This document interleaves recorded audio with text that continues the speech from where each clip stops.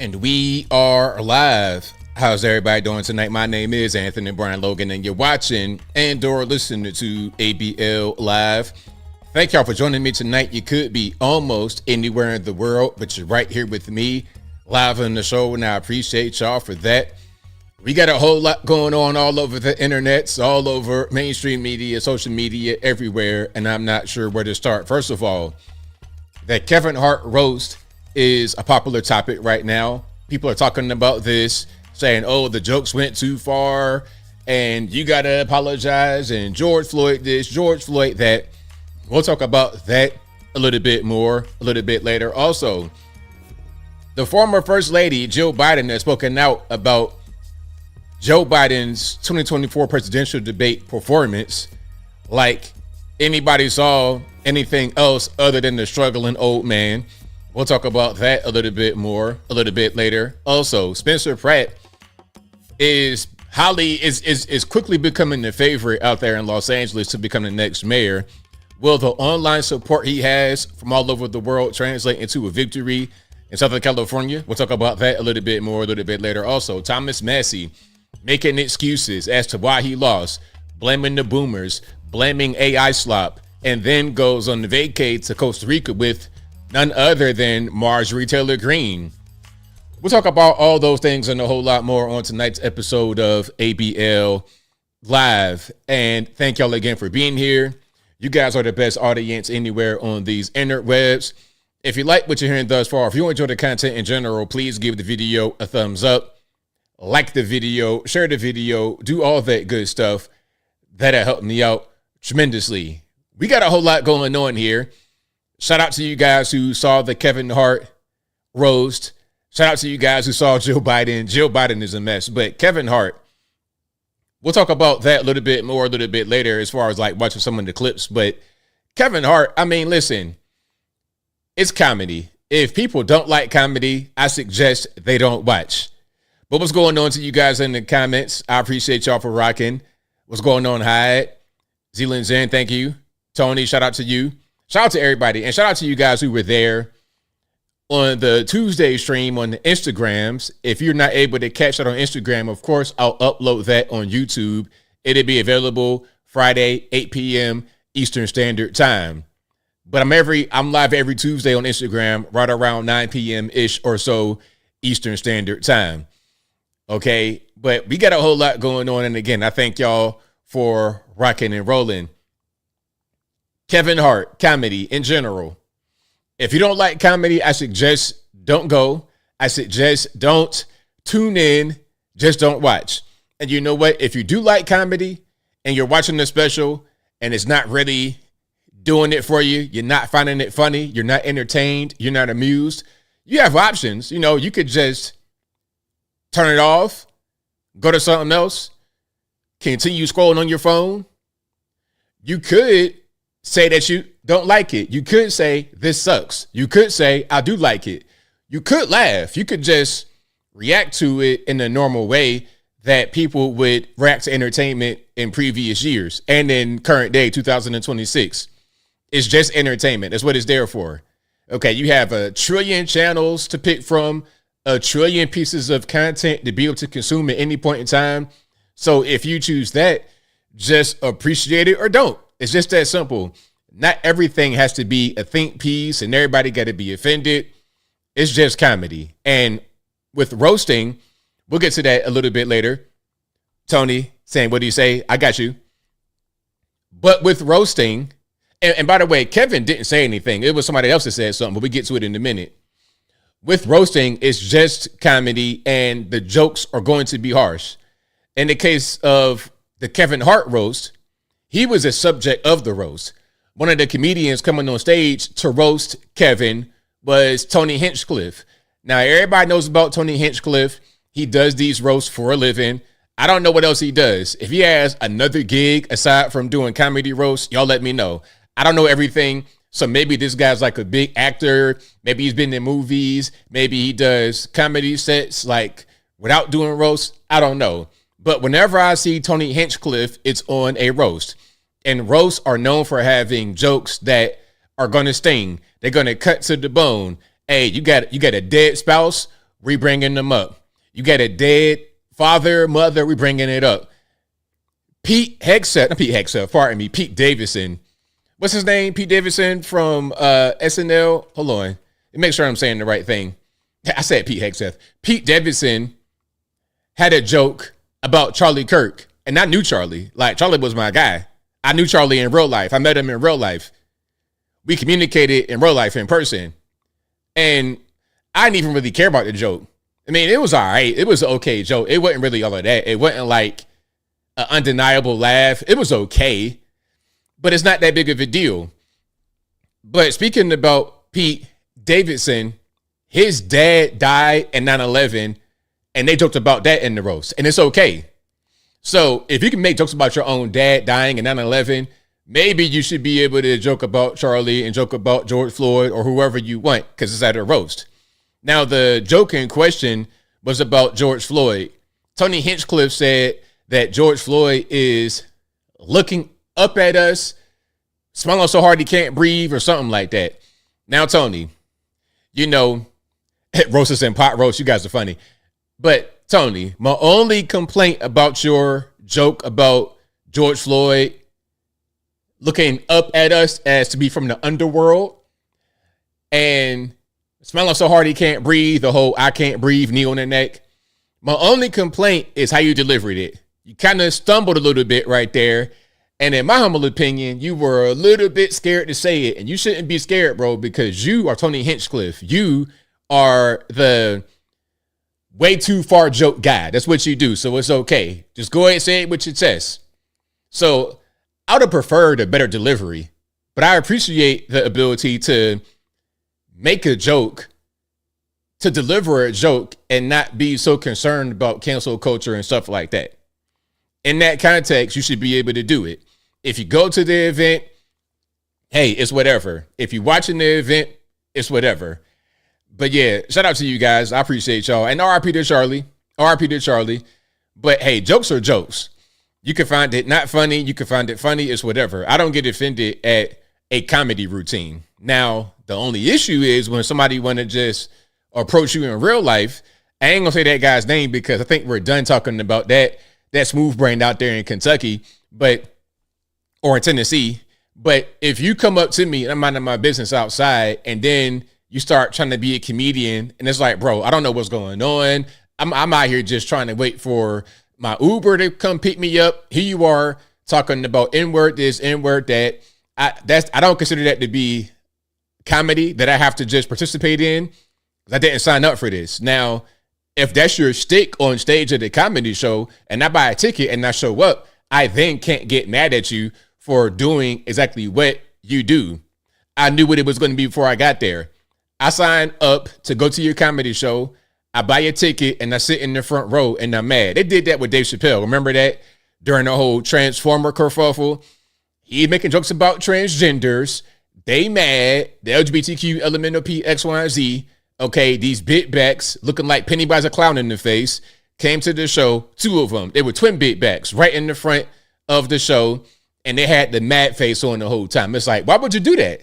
Why would you do that? If you don't like what Dave does, just don't go to the show.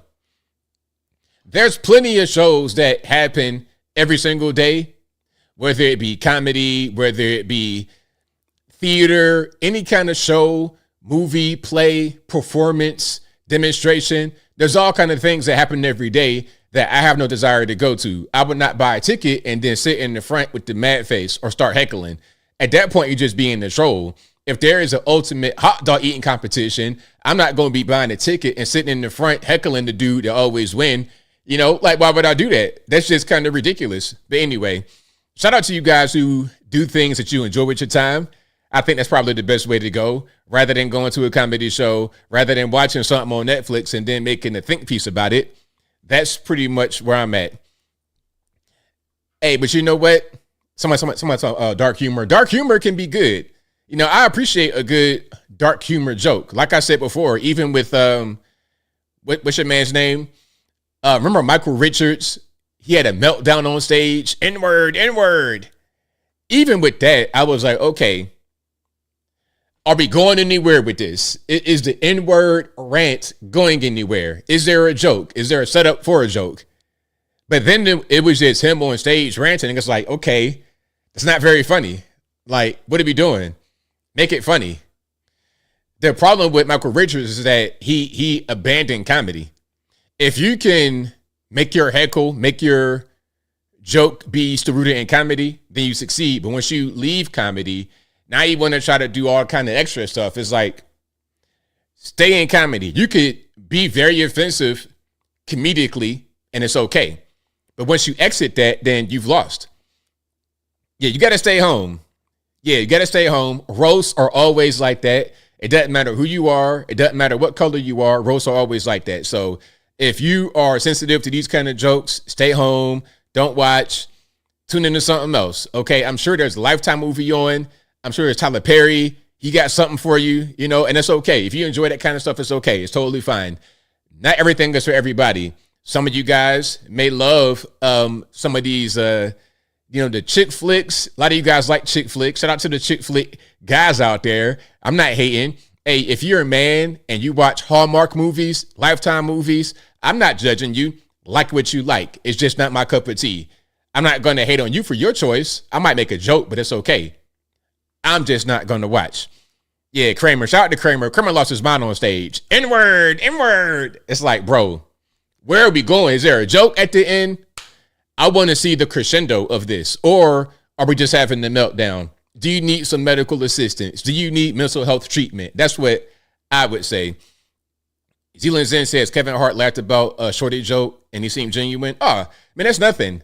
Short jokes, all of that, that's nothing at all. That's super regular. That's just, that's just jokes. Crypto Mountain Man says, what ABL Live and enjoy your evening. We said, what up, ABL Live? Hey, it's all good. Thank you for rocking with us. I appreciate it. All right, hold on. I'm reading some of the comments here. And I appreciate y'all again for being here. UFOs and ETs. I think that we got something going on. I don't know what's happening really. I think we do have some stuff happening here. There are some things that are beyond our comprehension that exist in this world. I'm seeing quite a few of these videos from the UFO release, and I'm like, okay, there's a little bit of something there, but I don't know. I want to see the ultimate. I want to see the whole shebang. Shout out to Drake. I want to see the whole shebang. I want to see the green, the reptilian. I want to see a praying mantis 8 foot tall on Washington, D.C., Capitol Hill, right there in front of the White House. Okay, throwing up signs, communicating. That's what I want to see. Bigfoot footage of orbs is cool. I appreciate it. But I'm going to need a little bit more. 2026. We got all this advanced technology, advanced imaging. We got all of that going on. Let me get a clearer view of what we got going on. Let me get a clearer view of the objects. Let me get a clearer view of aliens. I want that. That's what I need. Some say that there's like a controlled release of all the UFO, UAP stuff because there's a demand for it coming from the people, but they don't want to just send us into shock and make there be a societal collapse. They don't want to spur on an apocalyptic event. So they're trying to just, ease it out there or give us a little bit of just to satisfy the hunger for some deeper information than what we have currently as a general collective of people. But that's not necessarily going to happen in a big way. It'll be a little bit. And those who know will know, and they won't share their information. All right. Am I start dreaming about aliens? I don't know. I have a lot of dreams. I don't know. Like, I dreamed recently. I don't know what it was about. I forgot. Most of my dreams, I don't remember. So, yeah. I don't really recall. All right. But we're going to see a lot more of the UFO stuff. And we're going to see a lot more dealing with the Iran situation. I don't know how that ends. I think by the time midterms roll around, like October, November, I think by then we'll have a clearer picture of what we are going to be faced with when you're talking about the world as a whole. Okay. I think that'd be it. And hopefully sooner than then. That's what I would hope. Hopefully we get this wrapped up by tomorrow because these gas prices, I got an F-150 and I don't regret my decision. No regrets, as the cool kids say. No regrets for the F-150, but that thing hit $100 and I was on the quarter tank. I was like, oh my goodness. Cheese and crackers. I'm talking about I was at a quarter tank and I put 87 regular. And I don't put anything else in my Fords. 87 regular, I'm good to go. Now, luckily, I got the money to be able to take care of it, but good grief, $100 for a tank of gas. And again, I know I got an F-150, but if you have a regular sedan, you got a Toyota Corolla, it's still going to be much higher than previously you paid. So let's get that wrapped up real quick. And also, what you got when you have high gas prices, you're also going to have higher fuel. You're gonna have higher prices for the fuel that will get your goods from point A to point B. It means you're going to have inflation that way. In the store, when you're buying anything, it's going to be more because it costs more to move it from point A to point B. And I would presume there's also going to be a higher cost of production. Now, they're trying to really force AI because AI will replace a lot of your low-paid workers. There's like a lack of desire in a lot of these first world places to work, and productivity suffers as a result. Plus, the worker has become too expensive. A lot of this has been incentivized by the government. There's so many ways to stay home and do nothing.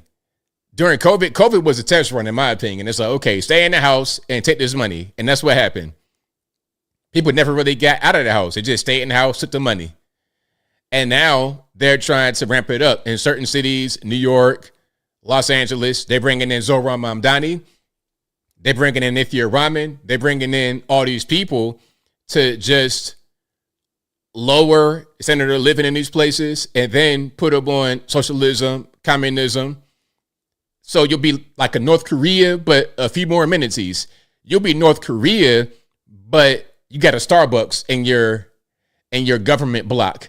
Okay, you have a dog walking park. Matter of fact, it might be an AI dog walker. So what you could do in a dystopian future, you could just, wake up in the morning in your little 200 square foot pod in New York City. You got your dog on top of you.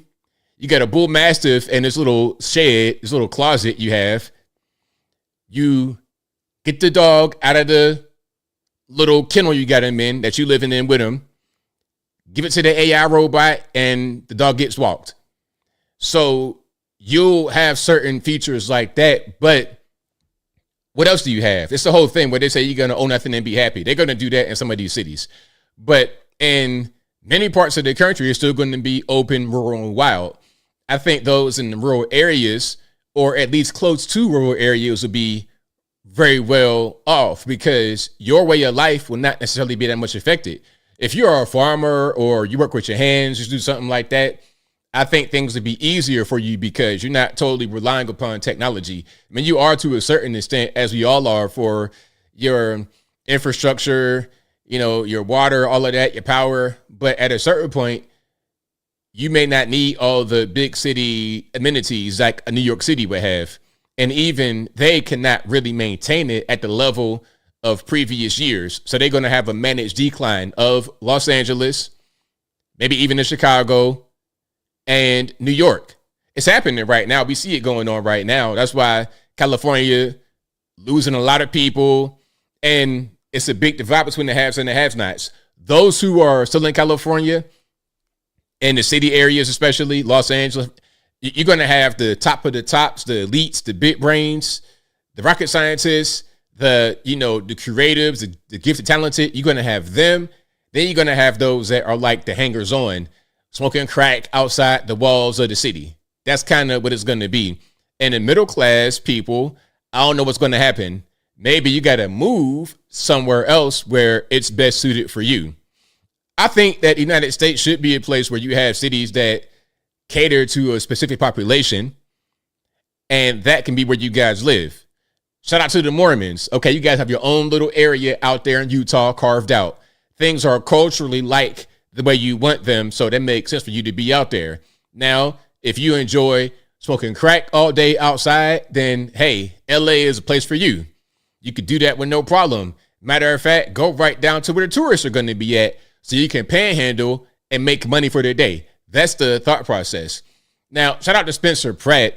I hope that he succeeds and becomes the mayor, because that process is just letting that kind of stuff go on, of letting homeless encampments and crack smoking tents near a school ground would not be a thing anymore. That whole practice wouldn't be a thing, or at least I hope that it wouldn't be.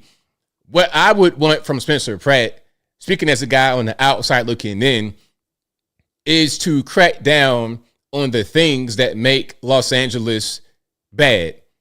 The homeless encampments, the drugs everywhere, the outright open in the middle of the daytime corruption. These things have to be improved in order to make Los Angeles be a place where anybody would want to live. And shout out to you guys out there in LA. You know, I get mixed reviews of Los Angeles. Some of you guys love it, say it's the best place ever. You wouldn't live anywhere else. Some of y'all trying to escape, trying to go to Tennessee, trying to go to Idaho, trying to go to Texas, trying to go somewhere. A lot of your big brain people have already left. Your Elon Musk and everybody, a lot of them have left. And if you try to bring in communism, socialism to Los Angeles, New York, etc., all you're going to do is accelerate the process of the elites, the big brains, those with money, those with talent and resources. You're going to force them out to where I am. It's great for me down here in Tennessee to get some of the best and the brightest who have been forced out of a place like California. It's a great thing. And I would presume that if they were forced out, they're the same mindset as me, or at least similar, and they're not going to be a total stone cold leftist. Austin, Texas, unfortunately, has kind of been bitten by the California bug, and they got whatever kind of virus you get from being bit by the Californians real bad. Like the ticks, got the alpha-gal syndrome. You can't eat red meat no more. Okay, you got bit with the California tick. What that mean? You're going to have crackheads outside all time on the day and night. Okay, it's going to be your army of crackheads, a crackhead invasion squad. Okay, CIS, crackhead invasion squad. That's what it's going to be out there in Austin, Texas. And then high prices, just a lot of the California stuff has invaded. Now, I hope that you guys are pretty resilient out there in Austin and surrounding areas to not be overtaken by that virus. Here in Tennessee, we got a lot of Californians, but they're like in their own little area. They're in their own little section. It's a little plot where we got the Californians. We just wrangle them up, put them right there. Like the reservations with the Indians. Okay, you guys go over there. See that plot of land that's a little bit, Yeah, y'all go over there and just inhabit that. Yeah, Cool Springs, Brentwood. Okay, go right over there on top of that hill. Yeah, that's just for you. Yeah, that's what is pretty much happening here. So they don't really affect politics like that. This is the Red Kingdom. They have their own little place they can live in. That's fine. But ultimately, we're going to be the Red Kingdom down here in the South, and it's not going to change. The South has risen again. Matter of fact, the South has always been here. It's just been waves of tribulation and triumph. There's been waves of it. And I think right now we're in the triumph phase of the South. And there were some bad times in the past. There were some rough times in the past. Of course, you had slavery, you got war, you got all kind of stuff going on. But now we're definitely on the up and up for sure. All right. But shout out to you guys. I appreciate y'all for rocking and rolling. If you like what you're hearing so far, please give the video a thumbs up. It's a Plum Island tick, ABL. There you go. Plum Island. There we go. That's what that is out there. Lemur says, California couple bought land across from me. Hey, it's going to be happening. It's going to be happening. Like out where I live, it's a lot of Michiganders, a lot of people from the Midwest, people from Indiana, Michigan, Illinois, a lot of them. And not just Chicago, but like Champaign, Illinois, Southern Indiana. I met a guy from the UP out here in Michigan, Upper Peninsula. That little piece that's over there on the top and in the lakes by Canada. Yeah, there's a lot of them out here. So people just have their little places they like to go where it's culturally similar. It makes more sense. The weather is not too different. Yeah, that's pretty much happening. All right. Okay, Cuddy Fudd. Oh, we got a troll. Oh, we got a troll. How precious. Hey man, shout out to the trolls. The trolls love a good Wednesday. It's a weekday night at 8:30. You don't got nothing going on. You know what I'm gonna do? I'm a 19-year-old white guy. I don't got a lot of money. You know what I'm gonna do? I'm gonna go troll this 40-something-year-old black guy, a whole beard. It's like trolling my dad. Hey, if you want to do that with your time, if you want to troll me tonight, if you enjoy that, hey, it's okay. As long as you don't say nothing crazy. But the moment you say something crazy, it's not even going to be about banning. I'm going to be right on the phone. Hey, you know what, FBI? Yeah, we got a guy in my chat room right now. His name is Cuddy Fudd. Yeah, man, I'm a little bit concerned.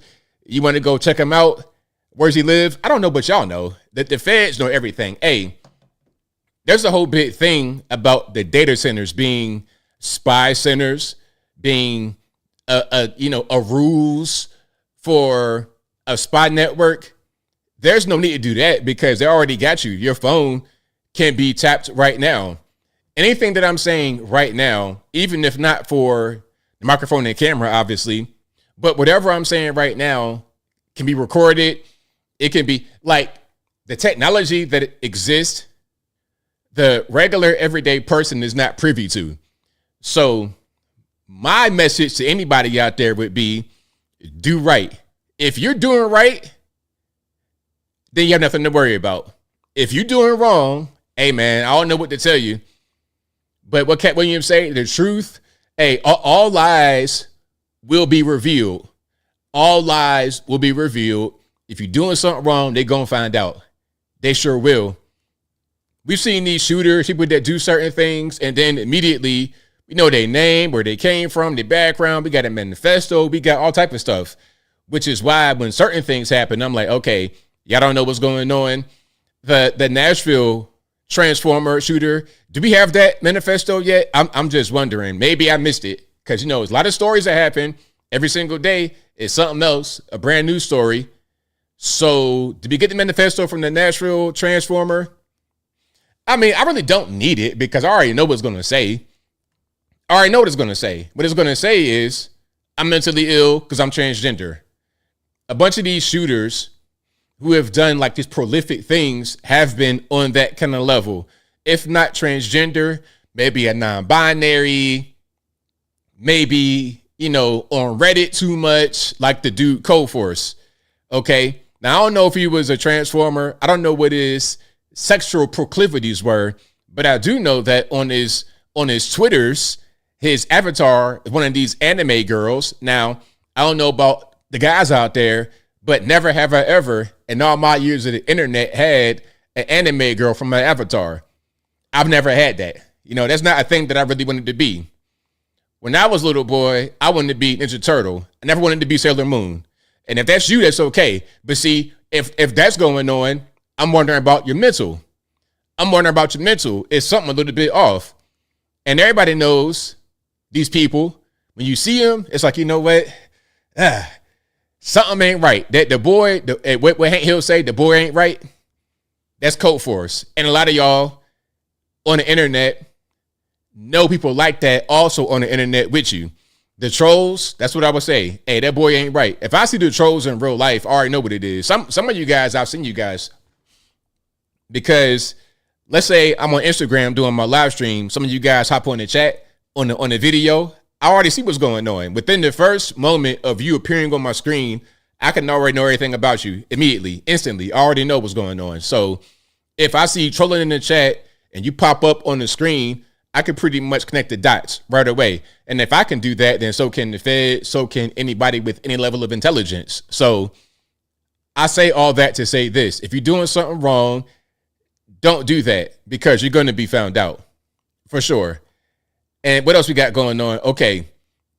But Jill Biden. So look, Jill Biden, do you guys believe that Jill Biden had never seen Joe Biden like that, the way he was during the debate? Do y'all really believe that? I mean, we saw Joe Biden like that throughout his entire presidency. Before his presidency, we saw how bad Joe Biden was. Joe Biden was so bad, he couldn't even campaign in 2020. And of course, in 2024, he pretended to be wanting to campaign, but we all knew that he wasn't going to be able to do it. We knew he was going to be one and done at best.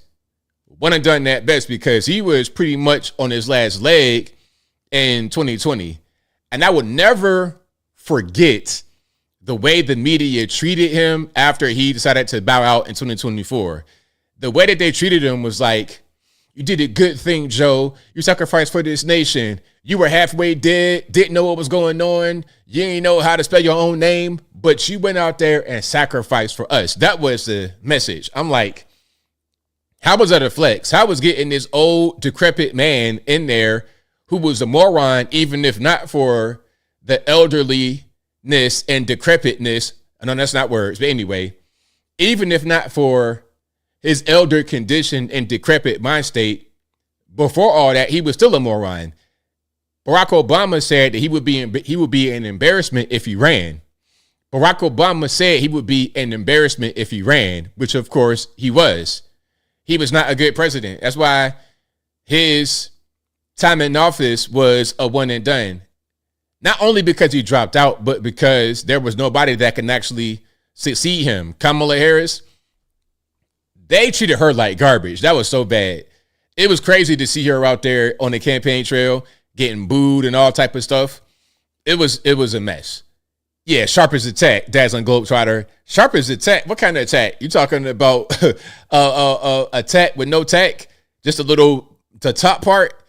He was as sharp as a bowling ball, as sharp as a pack of bananas. Like, this guy was not sharp at all. I'm talking about you cutting the steak and ain't nothing happening. You ain't even going to penetrate the top of the layer of the skin. You have this is completely dull, smooth, no angularity to it at all. That was Joe Biden. And we all saw it.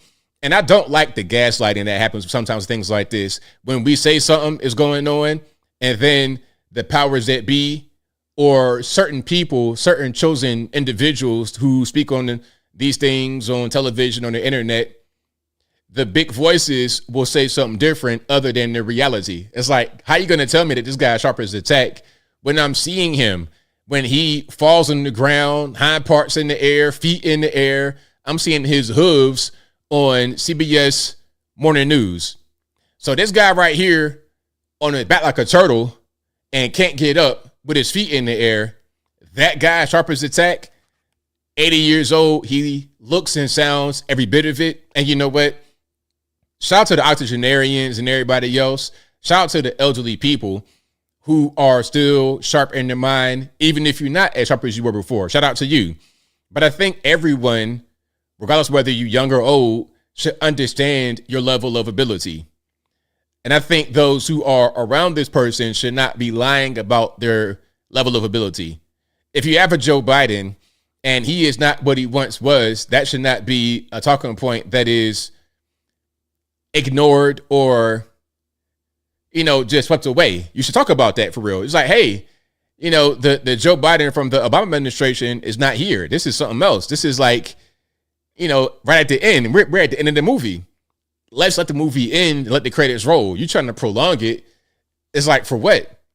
Let the credits roll. But they don't have anybody. But in 2028, I think we're going to have Big Marco Rubio. That's my prediction.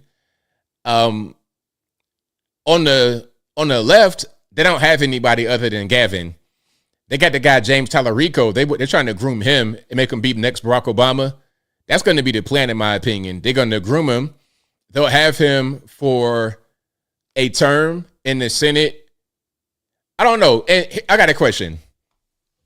So we got some elections that have already happened, some primaries that have happened. And in Texas, you had John Cornyn lose to Ken Paxton. Now, shout out to all my Texans and anyone else who has an opinion. What do you guys think about Cornyn, what was he, a four-time incumbent? He was an incumbent. I'm not quite sure how long he had been there. But Cornyn losing to Ken Paxton. And I think this is this is the Senate race. Yeah, this is a Senate race in Texas. So John Cornyn was the incumbent senator in Texas, Republican. He lost his GOP primary to the Trump-backed Ken Paxton. And Ken Paxton, in the general, will face off against James Tallarico. Now, remember, James Tallarico faced off against Jasmine Crockett. But they did not want Jasmine Crockett to succeed. They wanted James Talarico because their plan is to have him win the Senate one time, let him have a 4-year term, and then become the president. So I don't know if it's 4 years or whatever in Texas, whatever the length of time is. Matter of fact, hold on. I think it's 6 years. How long is, or you could just do 4 years. Okay, it's 4 years. So that's right on it. So he'll do 4 years, and toward the end of his term, he'll try to become the president, like Barack Obama. So what's that, 2032? Not 2032. That'd be 2030, 2031, or 2030. Either way, it'd be right around the time. His term may end, and then he run for president. But what do y'all think? Do y'all think that he has a chance, speaking about James Talarico, will he have a chance of being able to become senator in Texas, flipping that red seat to blue? The thing that might help him is Ken Paxton's track record. He has some scandals and just some stuff that's kind of weird. Now, I've not looked into it that deeply. I'm not quite sure if any of the scandals are that bad or if he has like a really bad track record, if he cannot do things properly. I'm not quite sure if that's the case, but there's a possibility he could lose. If there's a secret that comes out about him that's not known to the public, if there's a viral campaign that works against Paxton, he may be able to lose, and then that'll usher in James Talarico. And if he's able to get into the Senate in Texas, the Democrats, the left in general, are going to pump all kinds of money into him. Now, I'm going to say something else here. This whole thing about the Jews, the Jew question, this is a big thing that's come up with Thomas Massie. So you guys know Thomas Massie is on vacation right now with Marjorie Taylor Greene. And it's not just them two together. No. It's them and their respective spouses, their new spouses. They both have gotten remarried. I think Marjorie got divorced from her husband probably about 2-3 years ago, maybe. And she's since been remarried. And Thomas Massie's wife died in 2024. And in 2025, he married the girl that was his employee. And you can look it up. I'm not making it up, and it's okay, whatever. I'm not trying to judge. Your wife dead, and then less than a year later, you already got remarried, but whatever. Anyway, so those two and their respective spouses are in Costa Rica right now on vacation. Now, is that what you do when you lose, go on vacation? You celebrating your election loss? Maybe it was a tough race. Maybe you want to decompress and unwind and whatnot, but that's where he is right now. Now watch this. I'm going to ask you a question because maybe, people do different things. But would you want to go on a vacation with your new wife and another couple? Like, I don't know. Maybe that's the thing that I'll do. I've not done that. I think some people do that. But if it's me, I want more of a one-on-one thing. If it's me and my wife, I want to be more one-on-one. But maybe they're not necessarily staying together. They might just be like on the same resort. Okay, we got our spot down there. We got our spot down there.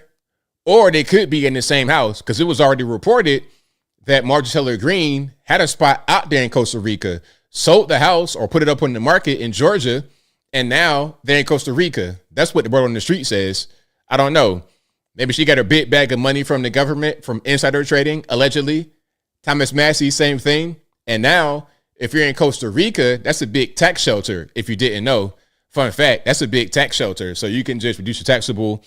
If you live out there 6 months and 1 day, that can help you to not pay taxes in the federal government of the USA. Now, don't quote me on that. I'm not a tax professional. I'm not a lawyer. I don't know nothing. I'm a podcast guy. I'm an entertainer. But I hear that's a move. Now, how long will Marjorie be in Costa Rica? That's the question. She might be able to say on the podcast that she does not live out there or she did not move out there permanently, but that does not mean she cannot stay out there for the required amount of time to dodge them taxes on the stock market money she made from insider trading, allegedly. So how do you feel about that? The double vacation. What's your opinion about that? JB says never done that, but I know people who do. Hey, if you do that, it's okay. I'm just asking because I'm just trying to get the feel of the streets. I'm trying to keep my ear to the streets. All right, hold on. But I'm reading this right here. Yeah, I'm seeing y'all saying that they might be into some kind of alternative lifestyle. Who knows? But it's an interesting thing. You lose an election and then, okay, let's go to Costa Rica. Let's go ahead and just celebrate that. But to go back to Thomas Massie, this whole thing about the Jews, anytime I hear anybody say something about the Jews, okay, ABL, you got $7,000 to post this for Benjamin Netanyahu, you're Zionist, you're this, you're that. It's like such an old thing. It's like being called Uncle Tom or something. It's like, y'all still talk like that. Y'all still have that level of thinking. You guys are still like knuckle draggers. You're not up to what's happening right now in 2026. The old talking points of the funny mustache guy is so passé. It's so boring. You got to update your mental software here. Just saying Jew this, Jew that is not an excuse. Really, it's just a reason to hate. If you don't have what you think you should have in life, it's easy to say it's the Jew's fault. It's the white man's white man. It's the woke man's white man. If you got a lot of your non-whites who blame the white man for everything, the white man who wants to do the same thing cannot blame himself, so he blames an ethnic group from himself, which are the Jews. But if you want to be really woke and you want to be super big-brained and just go to that next level of wokeness, you could be any color and blame the Jews. You know, that's kind of what's going on. And I've noticed that throughout my entire life.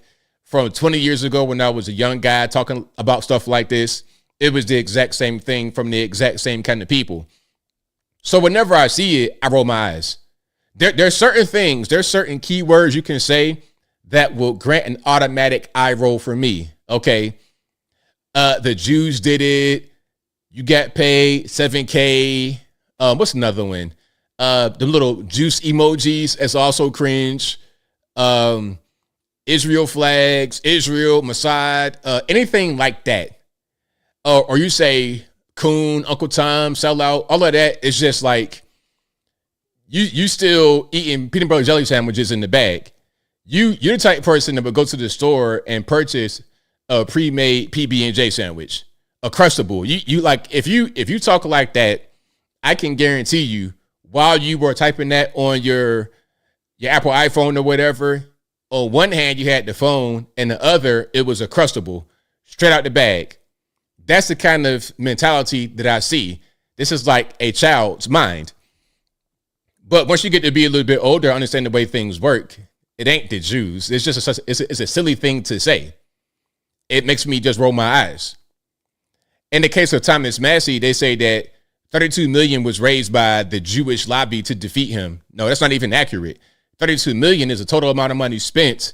That's a total amount of money spent on the race.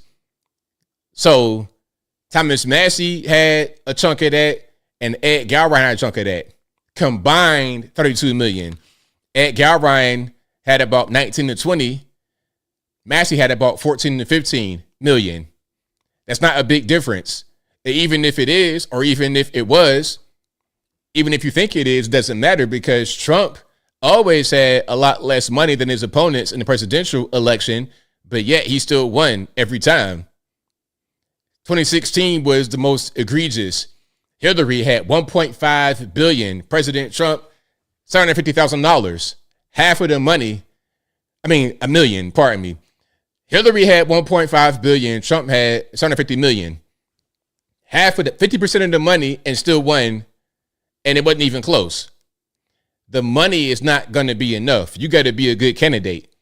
Thomas Massie was not that. Thomas Massie was a person who was a thorn in President Trump's side while representing a district that was MAGA country. Northern Kentucky, bro. That's where you want to be a House rep and be anti-Trump, orange man bat. You want to do that up there in MAGA country? It makes no sense. It makes zero sense. Now, here's something about Massie as well. Massie got paid $1 million indirectly, of course, from a Jewish billionaire out of Queens, New York. Okay, one of these, Archie, how are you? One of these guys. Sound like Larry David, Jerry Seinfeld, this dude named Jeff Yass. Okay, Jeff Yass.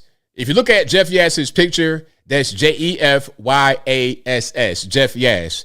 If you look at his picture, that's straight up what the prototype of a Jew is. He has the exact Jewish face. Okay, so that guy is a big libertarian benefactor, but it's okay, right? Because it's not AIPAC specifically. He also gets paid from Iranian interest groups, CARE, Council on American-Iranian Relations, and also NIAC, National American-Iranian Coalition. So I don't really get it. It's weird. But hey, like I said, if anybody says this whole Jew thing, I roll my eyes because I already know what the reality is. Okay. Curb Your Massie, hilarious. Curb Your Massie, that's pretty much it. And really, to be totally honest, let's talk about that though. Thomas Massie, I see your curl pattern. Can we do a DNA test? Are we going to have some Ashkenazi in there? Like, what's going on? And it's always like that. It's so much hypocrisy. People that want to hate like that be the ones that are they're so full of it. Yeah, Candace Owens, okay. Jew this, Jew that. Meanwhile, my money guy's a Jew. Okay, the Jews are responsible. Okay, Morty, can you make sure the money is flowing in properly? Yeah, Morty. Larry. Okay, Larry Finkelstein, can you make sure that the funds are in the bank and they'll transfer properly? Okay, cool. I appreciate it. That's how they are. Take it from me. I know it because I've been around them. I know how they operate. Don't believe any of that Jews are to blame nonsense. It's nonsense. It's a way to try and gain the younger population, the people who don't know anything, who are still wet behind the ears. Thomas Massie and others like him, but him specifically, they're able to appeal to the younger population because the younger you are, the more likely you are to vote Democrat. You're more likely to be on the left. Even if you consider yourself, even if you say that you might be conservative, you're still more likely to be a leftist than your parents, than those who are older than you. It's not about boomers not knowing anything, getting fooled by AI slop. Boomers are more likely to be conservative and vote Republican. The older you are, the more likely to vote Republican. What's the famous saying? If you vote Republican as a young man, you have no heart. If you vote Democrat as an old man, you have no brain. One more time. If you vote Republican as a young man, you have no heart. If you vote Democrat as an old man, you have no brain. That is an old saying I heard many, many moons ago. 20 years ago, I heard this. It still rings true to this day. Because when you're young, you're still learning things. You don't know everything. I know a lot of you big brain think you got it all figured out. You don't. And as you age, as you have more experiences, you learn a lot more. And this is what brings men, especially, over to the right. This is why Democrats want to have the voting age lowered to 16, while at the same time they say that you're not an adult until 25 because your frontal lobe ain't got developed yet. Okay, so you're not an adult until 25, but you can vote earlier at 16. But the reason they want that is because they know if they can lower the voting age, that would just be a big boost to the Democratic Party. The Democratic Party targets young people who don't know anything. It's like Santa Claus, Bernie Sanders. Okay, I promise you this, I promise you that. You have everything you want. Everything in the world, it'd be yours. That's how they do. They don't deliver, but so what? So what? And these young people, they're on their phone. They don't even know what's going on. They can make a promise to these young people, not fulfill on the promise, and many of them, maybe even the majority of them, won't even really know. And we know the education system. Oh my goodness. We've seen some of these videos. Okay, I got one I'm going to show you a little bit later. Reading is a lost art. Basic sentences, C-spot run might be a struggle right now in 2026. And that's crazy. That was a great Bernie accent. Don't hate on my accent, Murr. Do not hate on the Bernie accent. That was fantastic. But anyway, shout out to you guys. I appreciate y'all for rocking and rolling. If you like what you're hearing so far, please give the video a thumbs up. Like the video.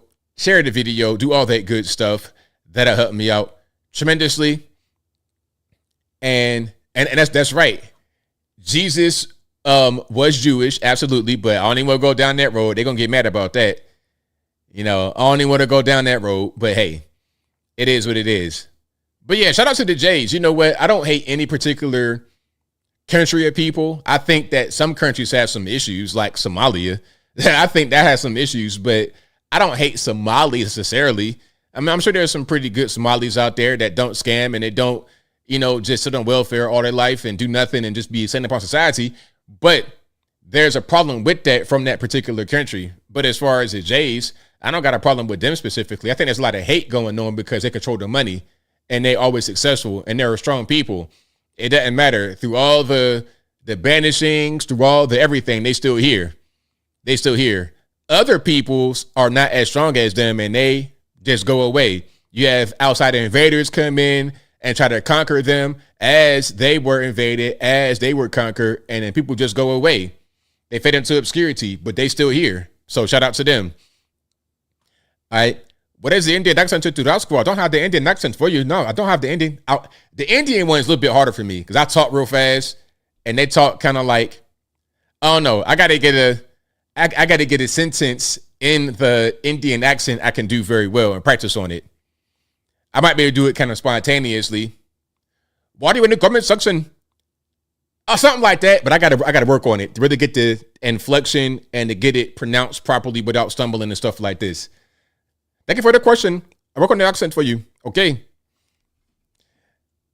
It's an interpretive accent. Okay. See, I'll take that. I'll take that. My Bernie Sanders accent was interpretive. It wasn't quite on it, but it was interpretive. But I got a few videos for y'all. I'm gonna start rambling. Shout out to you guys for watching. I appreciate y'all for rocking and rolling. If you like what you're hearing so far, please give the video a thumbs up. Like the video, share the video, do all that good stuff. That'll help me out tremendously. Also, shout out to patriotpost.us, your best source of news and information anywhere on these interwebs. Did I do a good Indian accent? Okay, there we go. Patriotpost.us. Visit them in your browser. Links in the box. Tell them that ABL sent you. Also, please go to the merch website, ablmerch.com. That is ablmerch.com. We got the hats, t-shirts, stickers, hoodies, mugs, and more right there on the website, ablmerch.com. Also, please go to my regular website, anthonyblogan.com. That is ANTHONY, the letter B, LOGAN.com. Go to the front page of the website. You'll be able to find articles for each long form video I produce. And in each article, we got sources from the left, from the right, from the center, from the Democratic, Republican, politically agnostic, local, national, international, whatever you want. I got it right there on the front page of the website, anthonyblogan.com. Also, go to the contact page of the website, anthonyblogan.com/contact-us. They'll be able to find my email address, my email address, my UPS box. So, of course, my social media accounts, my Facebook, Instagram, Twitter, never going to call it X, TikTok. All my links are right there on the contact page of the website, anthonyblogan.com/contact-us. As I always say, if you think you're talking to me on the internet, you're probably not, and you're being scammed. Okay, don't be one of these people that get caught in the gas station trying to withdraw money from the ATM, talking something crazy about, I got to get ABL this money. It's not me, I promise. Please don't get caught up like that in these scams. It's 2026. We don't have time to be getting scammed out of our monies. We need that money right now. Gas is high as high could be. So please don't do that. Please don't get scammed because you know where the guy's going to be. It's going to be in India. It's going to be in India. It'll be that guy. Or it'd be a guy in Russia. It's going to be a guy over there. It'd be that guy. Or it's going to be a guy in Nigeria. It's going to take all your money. It's going to be ridiculous nonsense. Don't fall for this because we don't have time. We don't have the concerns. If you don't have the infrastructure set up to return the money back, and the money is gone, then the money is gone forever.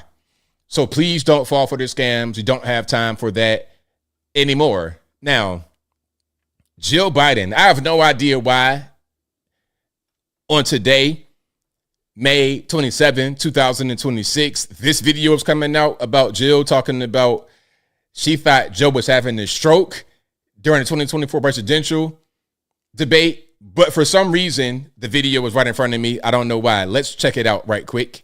Were you horrified as you saw it unfold?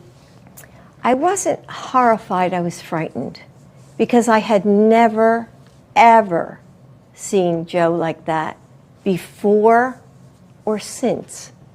Never. Or since? Yes, or You've since. never seen him like never. that? No. What happened? I don't know what happened. I mean, as I watched it, I thought, oh my God, he's having a stroke. And it scared me to death. Some voters have expressed concern about President Biden's age and his ability to keep focus. Tonight, at times, the president seemed to lose his train of thought, including in his answer early in the debate to a question about the economy. Be able to wipe out his debt. We'd be able to help make sure that all those things we need to do, child care, elder care, making sure that we continue to strengthen our health care system, making sure that we're able to make every single solitary person eligible for what I've been able to do with the with the COVID. With dealing with. Hey, you know what? Trump is the funniest guy I've ever seen in my life. Trump is so funny because his body language during this time where Biden is struggling is crazy. Like you see him looking straight ahead, and then he do a little, little toe raise, and then he's like, person eligible for what I've been able to do with the with the COVID. With dealing with everything we have to do with. Look, if we finally beat Medicare. We finally beat Medicare. There we go. So again, this video is recent, like from today it came out. This is when I first saw it. This video right here, of course, is from the 2024 presidential debate between Joe Biden and Donald Trump. And you can see how that went. It was crazy. It was a dumpster fire. He didn't know what he was saying. He didn't really know where he was at for real. Train of thought was not there. It was a mess. Now, sometimes I'll talk for a long time. My train of thought goes crazy.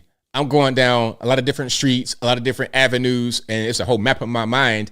And I forget how to get right back to the front of where I started. It's like going through a maze, and I got to find my way back to the front of the maze. But with Joe, he was probably reading something because a lot of what he did was always pre-prepared statements. Like when you have a press conference, he would have a sheet of paper, an index card, and say, okay, X, Y, and Z from Boston Globe, you're next. That's what he did. So it was probably the same thing right here, but he's so old and feeble-minded that he was not able to successfully get this point out without having a complete freeze and meltdown. We defeated healthcare. What do you say? We defeated Medicare? Look, if we finally beat Medicare. It's like, what are we talking about? What are we saying? You can see Trump's face like. So yeah, that was what she was talking about. That performance in the debate in 2024, Jill Biden said she thought that he was having a stroke. And remember this also from President Biden. And you know what? That whole time that Biden was in office, I pretty much have blocked that out of my memory. I have blocked that out of my memory. It didn't even happen. So sometimes I forget that he was the president for 4 years. But remember when he had delivered some kind of talk somewhere, and she was like, "Yay, Joe, you answer all the questions." Remember that? 4 more years. 4 more years. 4 more years. Joe, you did such a great job. You answered every question. You knew all the facts. What did Trump do? I don't. Hey, this right here, Jill, there is no message you have that is that serious to make these kind of faces. Like all of that right there, what are you even doing? This was a mess. The whole campaign was a mess. They have nobody that's available to fill these particular roles. They're trying to have that guy, Ed Tallarico, or what's his name? James Tallarico. They're trying to have him do it, but he's going to be just as successful as Beto O'Rourke was, which is not at all. they might as well run AOC. I think AOC has a better chance of winning over anyone except for Gavin Newsom. But I don't think Gavin has it in him, really. All right, let's keep on going here. And where we at? Okay. Well, this is going to be Democrat Senator Chris Murphy talking about the video that Joe Biden put out. Well, I certainly remember that debate as we were all wondering what was happening in front of our eyes. I feel like we've litigated this. It was a mistake for the president to stay in that race as long as he did. We would have been better off as a party had he gotten out much sooner. But yes, that was certainly a moment where many of us were scratching our heads. Well, I certainly remember. Yeah, but everybody knew that he shouldn't have been in there. But he didn't get out sooner because the whole thing was a halfway dead Joe Biden was better than Kamala Harris at full strength. They didn't want to just put Kamala out there. And then plus, they didn't want to have it be known that he was not going to run. Because, okay, if you're not going to run, why? It's because you're not able to do anything. Right now, you're weak and you're not able to actually govern. So they were trying to hold off on that news being out there for as long as possible. Now, a little bit of unfortunate news. We got Pam Bondi recovering after thyroid cancer diagnosis. So I don't know when she had the thyroid cancer, when that was like diagnosed, but that's the thing that's happening right now. So Pam Bondi does have cancer. Although, hey, and you know what? Although I can't say she was the best attorney general,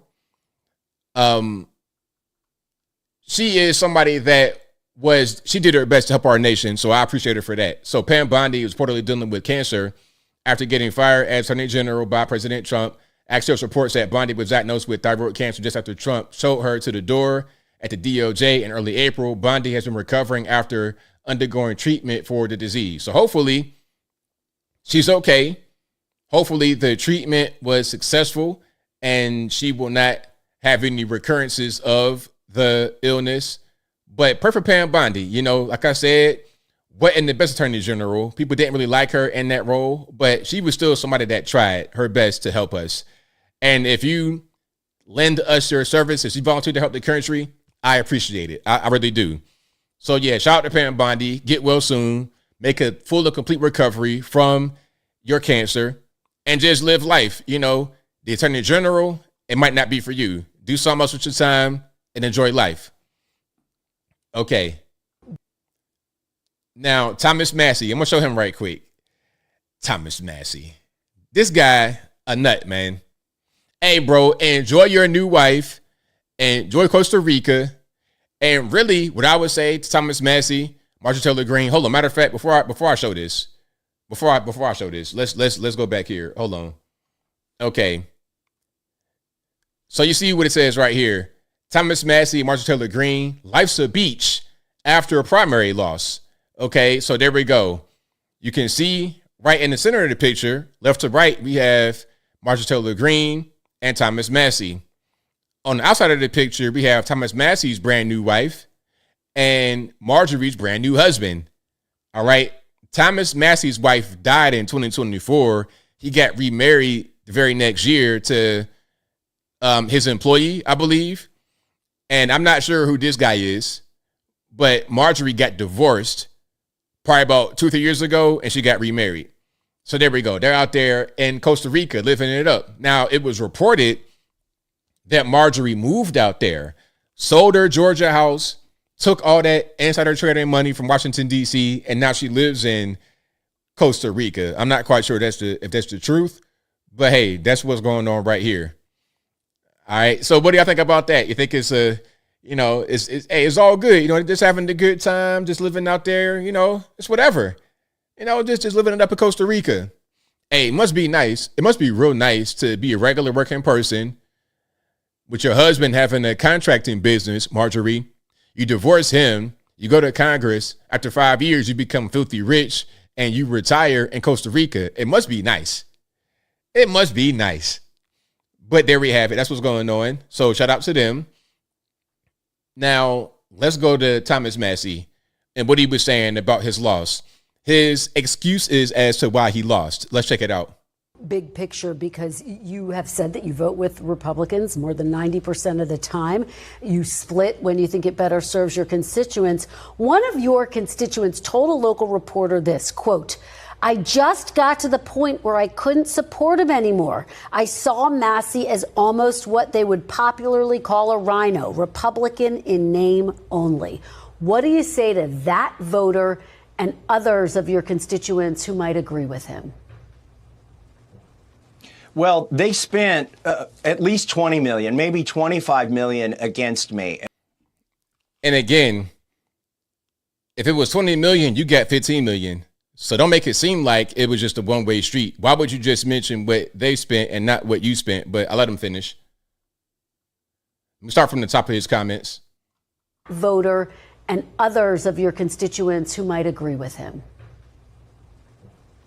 Well, they spent at least 20 million, maybe 25 million against me. And what they did is they expanded the pool of voters. And there were a lot of misinformed, uninformed voters. In fact, my daughter, who lives outside of my congressional district, she heard somebody in the voting booth next to her trying to find my opponent's name on the ballot because he didn't even know I wasn't his congressman. That's how much they've bamboozled the people here in Kentucky. They used artificial intelligence to create a video, lifelike video, that showed me checking into a hotel room with AOC and Ilhan Omar and holding hands with them. It was actually very effective on the boomers. But here's the thing, Kristen, that's only going to work for a little bit longer. The boomers are going to, leave this country to the Gen X and the Gen Z and the Gen Y and the millennials. And those folks are the ones that I won overwhelmingly. That makes me really hopeful for this country. They don't get fooled by artificial intelligence, and they check the news. They get news sources like from podcasts. They get news sources from podcasts. So you bragging about getting them. Now, look, I know I'm a podcast as well, and I could be your news source, but I always tell you, don't listen to me. Don't listen to the mainstream media. Do your own research. So I would never say that a podcast alone is a great place to get your news. You got to do some research. And if you do some research on Thomas Massie, you would know that although he says he votes the majority of the time, 90% of the time with the Republican Party, during key votes, he's always having a problem. And other sources. So they won this race by fooling my voters and expanding the base of people who vote to the uninformed voters. But look, I got 45% of the vote in spite of this tremendous headwind. That means 45% of the party still believe in the ideals that I believe in and have espoused in Washington, D.C. Let me ask. All right, there we go. So that's Thomas Massie talking about why he lost, blaming AI slop. And I'm not trying to say that boomers don't get fooled by things. Anybody gets fooled by things. I've seen some really realistic things that was totally AI. AI can fool a lot of people. And don't just act like your Gen Z, the young people just automatically know when something is wrong that they're looking at. Because even if it's not an AI video, it could be an AI video because you got some really realistic looking ones, but it could also be misinformation. We'll get to Hassan Piker a little bit later, but a lot of your so-called radical leftists in this country are funded by other countries like China. A lot of the young audience is focused on a talking point at a time that they see on TikTok. The Jews this, the Jews that, but they don't take time to look deeper and see what the whole world is around them. They'll look at, okay, you're not funded by AIPAC, therefore you're good. They'll totally ignore that he's funded by other Jews, he's funded by Iranians, he's funded by a lot of bad people, and he's in company with bad people, and he does bad things while in office. They'll ignore the entire person, all because of their focus on one talking point. But that's a young person, is what they do, because they don't really know a lot. They're trying to learn, and if they learn something, they may hold on to that without ever really expanding their brain. Maybe they'll expand later, and once they expand their knowledge base later, they become more conservative. This is how humans operate, and those who have really big brains, like a Thomas Massie, they understand that and they know how to manipulate that. It's just like they understand how to manipulate the stock market while in office and become rich. Marjorie Taylor Greene, Costa Rica. Anyway, So here's a little bit more about what Massie did. Then I move on. It's interesting that you talk about Zionist billionaires because actually Jeff Yass funded Thomas Massie's campaign as well. I find it interesting that you don't talk about NIAC, the National Iranian American Council. I find it interesting you don't talk about the Council on American Islamic Relations. I find it interesting you don't talk about the Jordanian Muslims, the Marouk family, who also funded him. You don't talk about the Iranian Joe Kini, who I hope I'm pronouncing his name correctly. I find it interesting that you're talking about how AIPAC has this ability to simply fund elections with any money they want, yet Maureen Galindo, who said that American Zionists need to be put in internment camps, actually won her election yesterday. Chris Rabb, who said that the Bondi Beach massacre, which killed 10 Jews by an Islamist, including a 9-year-old girl, Matilda, he said it was a false flag. He won his election yesterday. So if AIPAC is, buying any election they want, how come they didn't buy those elections? Why did they allow those candidates to win? So again, if you want to focus on money, then sure, Thomas Massie also raised $15 million from Islamist groups, from far-left Democrats. He went on your show repeatedly. But look, Kamala Harris raised $1 billion. He did not go on our show repeatedly. So, okay, Anna, all of what he said right there about all of where he gets his money from, and everybody that's involved, all of that, you had no rebuttal. But then at one point you wouldn't jump in that he was in your show a lot. You wouldn't bump in on that. Okay, so everything else he said was true. That's what I'm saying. Okay, let's move forward. But Massie, you're in Costa Rica with Marjorie. Enjoy. Okay, enjoy. Y'all enjoy each other. Take it how you want to take it. And this is going to be Andrew Schultz. Y'all may know who he is. But the reason why I'm playing this is because of the mentality, of the attitude of these liberal elites, or those who view themselves as liberal elites. The way they think about the South, they think about us down here as poor, downtrodden, uneducated, not up to snuff. We're not as good as them. So that must be why they're running down here. And they've been doing that for years and years and years. I'm in my 40s. When I was a kid, half of my class was New Yorkers who left and went to Virginia. So it's funny how they think they got it all figured out. They know everything, but yet they're always escaping their situation. And now we got Zoran in there. Hey, good luck with that. But anyway, here is a New Yorker's take on the Massie race. You know what it is right there? That's Charlamagne from Breakfast Club. I mean, after seeing these retards in Kentucky vote in this latest, I think it was a primary. It was a primary. Congratulations, guys. Like for a long time, I've hated it when people just like, especially like coastal elites, just like shit on, southern states, and they say that they're like dumb and all this other stuff. I hate it. I think it's so stupid. You've never even been to these places. How dare you like throw these, horrible things on these people? And then an election like this comes up and they fucking fall for it. And it's just like, congrats, man. You guys lived up to every single stereotype anybody has ever said about you. I mean, okay, there we go. So I guess the logic is that we're just dumb down south. We don't know anything. We don't know what's best for us. So we need one of these liberal guys, Lance Cross, and a podcast with his funny mustache and funny hair, makeup. We need him to give us proper direction. Okay, if we need you to direct us on the way to go, then why is the South the hottest part of the nation right now? Why are we the best part of the nation right now? Why does everybody in the country want to move here? Not everybody. You might like New York. You might like California, but a lot of you guys are leaving and coming down here. And at a certain point, what makes a place is the people.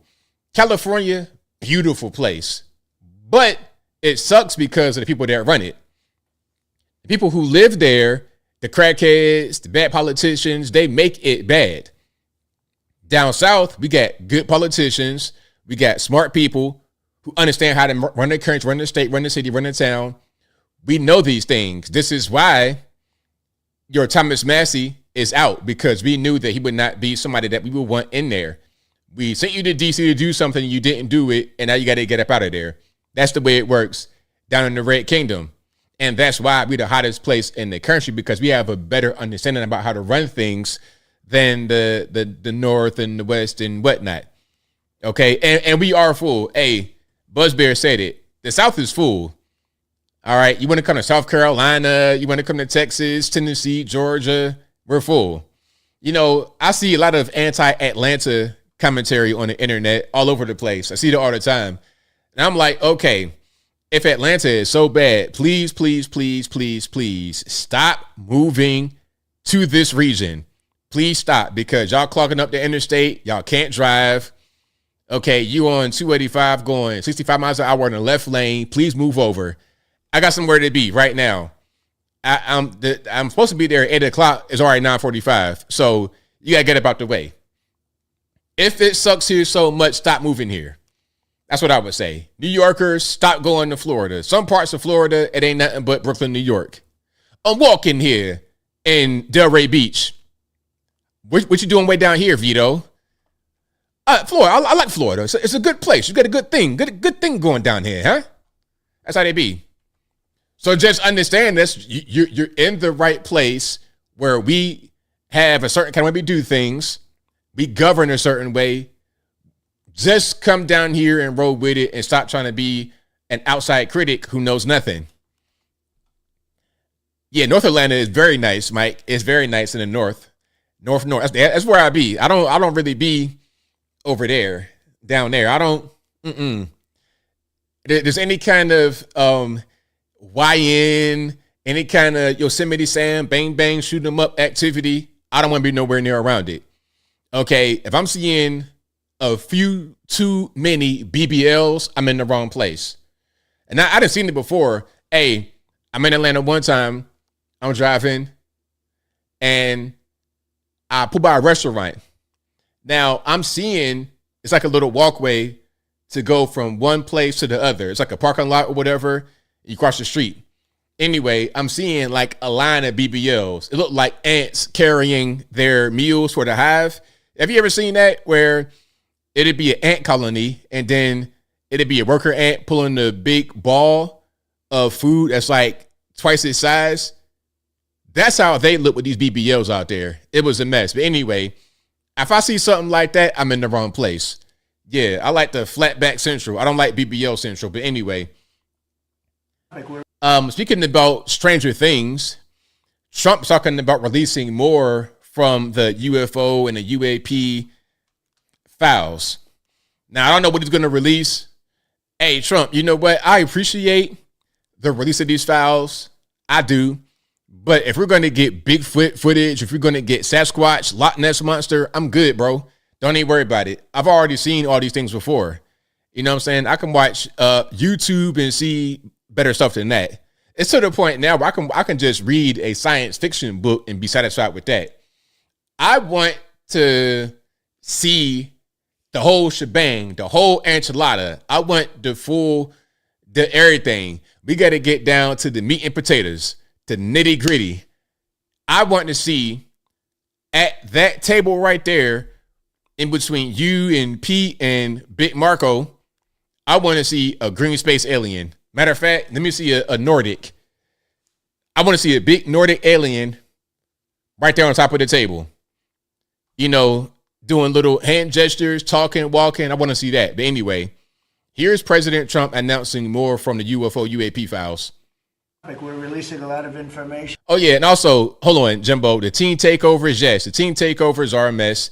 If it's an area where there could be a teen takeover, I'm good. I don't want nothing to do with that. If I see a few too many teens somewhere, y'all know me. I'm on the phone. AAPD, yeah, we got about few too many dreads and I smell weed. Is it legal? Look, I smell too much weed. I see too many, dreadhead 15-year-olds. You know what I'm saying? I don't feel safe. Please come get them. That's me. It could be in the school zone. I don't care. They get out of school, ABL. Well, look, they got to get on their bus and stop being loitering around here. How about that? Anyway, Trump talking about UFO UAPs. Like, we're releasing a lot of information having to do with extraterrestrial things, and people are totally fascinated by it. It's amazing. I wasn't sure if they would enjoy it. It's literally trending #1. Can you believe it? So, like, we're releasing a lot of information. All right, there we go. So we're getting extraterrestrial stuff, meaning not of this earth. So can we get, I don't know, like they're not going to release no real technology. a flying saucer, they ain't gonna do that, because the flying saucers, what we think about when we see them is very fast moving. And in order to go fast like that, what happens is there's a rift like out it.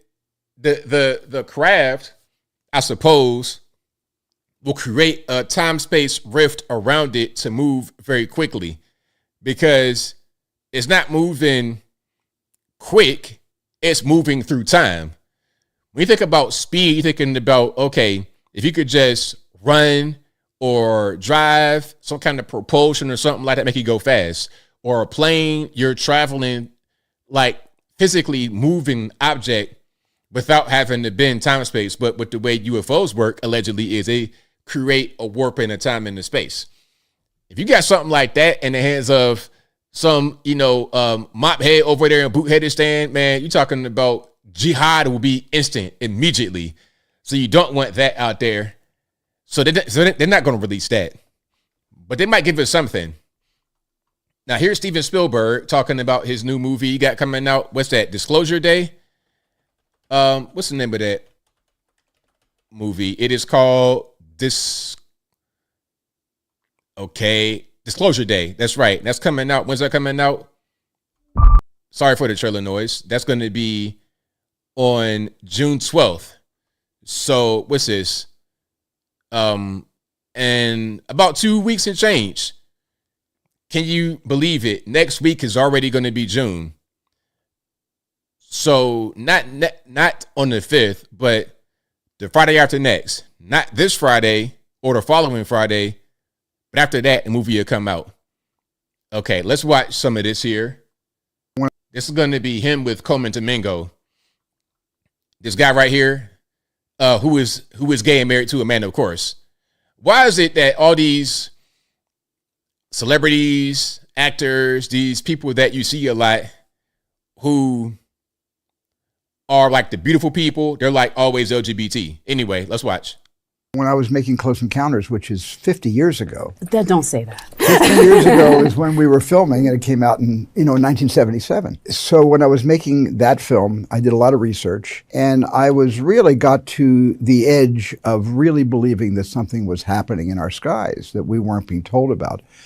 But the imaginative part of Close Encounters kind of captured me, and I wrote it from my heart. It was sort of a wish fulfillment story, hoping that maybe a little bit of what I'm talking about in this picture might be true, but wasn't sure back then. And then 50 years goes by, and I made Disclosure Day because I really believe that things that I was only hoping were true back then are things that are actually happening now, today. No, I saw your talk at South by Southwest that set the internet alight, where you said they're among us. I mean, look, I do feel like they're all around us. I mean, you can't not feel it when you see Artemis 2 and all of that stuff. And when I was making... All right, there we go. So that's Steven Spielberg, and the movie is coming out on, again, June 12th. I will go see it in the theaters. I like watching movies in a movie theater when they come out. If it's on the streaming server, I'll watch it again if it's on streaming, but when it comes out, I want to see it when it comes out.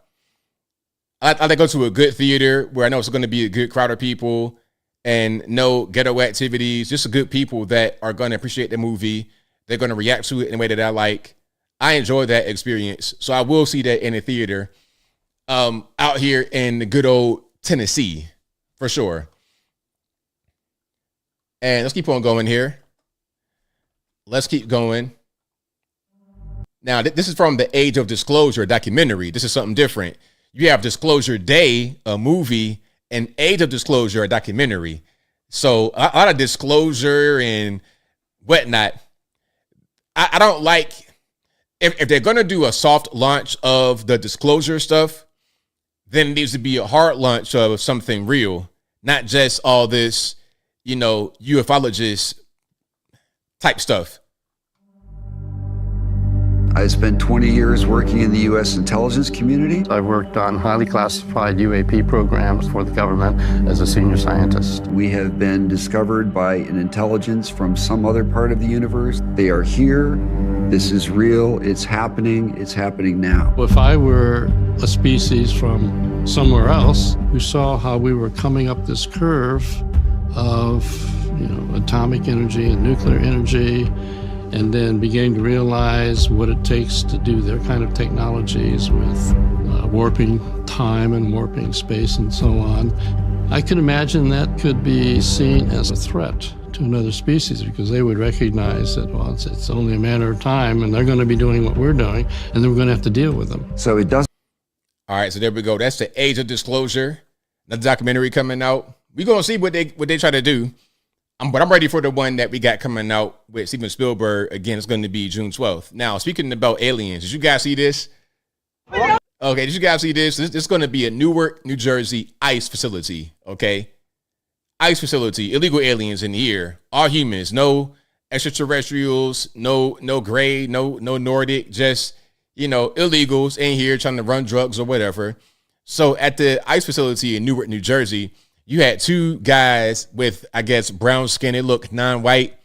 They were leaving the place, and the so-called protesters outside began to cheer like they were being freed. Like somehow their so-called protesting made the ICE agents release two detainees. We're opening! They work here! They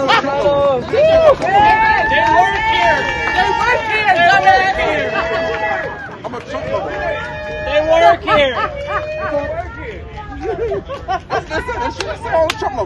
That's racist. They just assume. Damn, they just assume that they got racist. Not the very racist.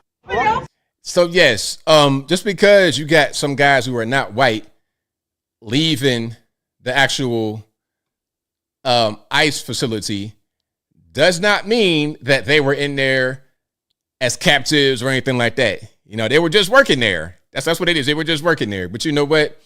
The left always show their racism every single time. Every single time. So, because I look like I might be Hispanic, I might pick it a panty. That means I'm here illegally. I can't be an employee here. I can be just a regular guy, just doing my regular job. And they might not even be ICE. They could just be doing some kind of maintenance. Who knows what's going on? Who knows? But because a lot of these so-called protesting people, a lot of your white liberals, the way they see things is always through the color. It's always through the lens of color. Everything's about color. If they hear me talking like this, they're going to instantly go to something about being black. It's going to be a black reference. Or you're Uncle Tom, you're a sellout, you hate your own people. It's always something about race first. But then they say that I'm the racist. Me? I'm just saying that you shouldn't be here illegally. It don't matter where you come from. You can come from Europe, Asia, Africa, South America, Antarctica, Mars, Pluto, whatever. You shouldn't be here illegally. You want to come to the country, get a visa, get some kind of legal documentation. And if you get that, then it's okay. But if you just want to sneak into the border, be weaselly with it, overstaying your visa, and then on top of that, committing crime, oh no, you got to get up out of here. I don't care what color you are. But on their side, they're so simple-minded and simplistic in general. They're only focused on race. And if you speak Spanish or something like that, as if you can only be here illegally if you speak Spanish and you look Hispanic, which is not the case at all. Anyway, let's keep rocking and rolling. If you like what you're hearing so far, please give the video a thumbs up. Like the video, share the video, do all that good stuff. That'll help me out tremendously. And let's go here. So there's a January 6th slush fund, I suppose, that they're talking about a lot on the left. You guys might know what it's for more than me, but from what I'm able to read or from what I know so far, the slush fund is to help those who were locked up or, if you have some kind of hardship hit you due to being linked to January 6th. Because really, in my opinion, that was an issue of political prisoners. That was political prisoners who were locked up and they shouldn't have been locked up. So for there to be a slush fund that exists, I'm not mad at that, just so people can be made whole to a certain extent. I'm not mad at that at all. Okay, now, Gavin Newsom is talking about trying to confiscate that money through 100% tax. Now, I don't know if that's legal. Hey, you guys in the comments, would it be legal for Gavin Newsom to impose a 100% state tax on monies acquired through the slush fund for January 6 people? One thing that I think we're going to try to do with your support is tax 100%. Anyone from California that receives any of those funds, we want to tax 100% of those proceeds. And that's an action the state of California can take. It's an action we look forward to taking. One thing that I think we're going to try to do with your support is tax 100%. Anyone from California that receives any of those funds, we want to tax 100% of those proceeds. And that's an action the state of California can take. It's an action we look forward to taking. Okay, there we go. So again, California, that's California for you, 100%. So you're just going to straight steal the money. Is that how that works? You're going to take 100% of the money? 100% tax? Like, what is that all about? That's called robbery. That's called robbery, barefaced, no pistol.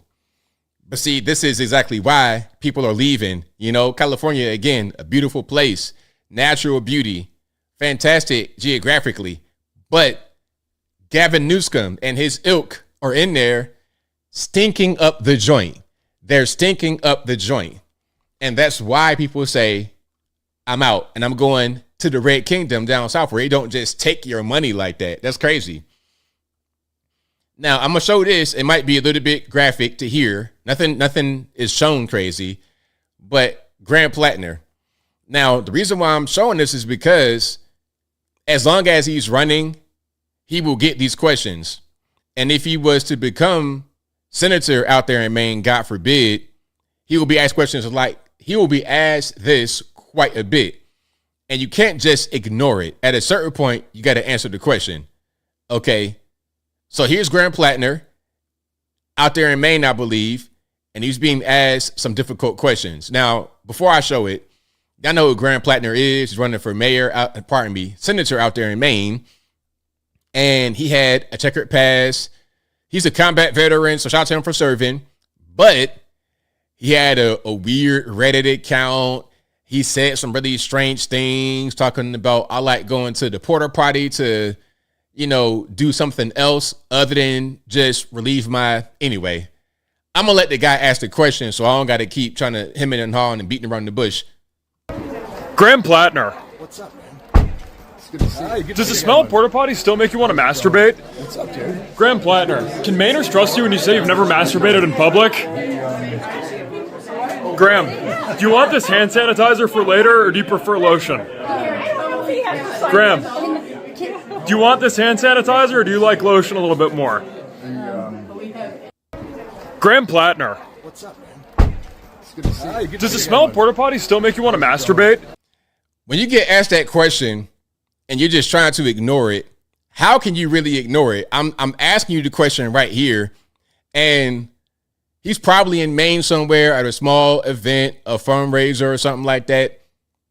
But if you go to DC, bro, what's going to happen? You're going to have TMZ, you're going to Washington Post, all of that, all in your face, asking you the exact same question. You're going to be asked these things on television, bro, live TV. What are you going to say? What are you going to say? Because the reporter is not saying anything that you didn't say yourself. You said that on your own Reddit. That was what you said. So what do you say to that?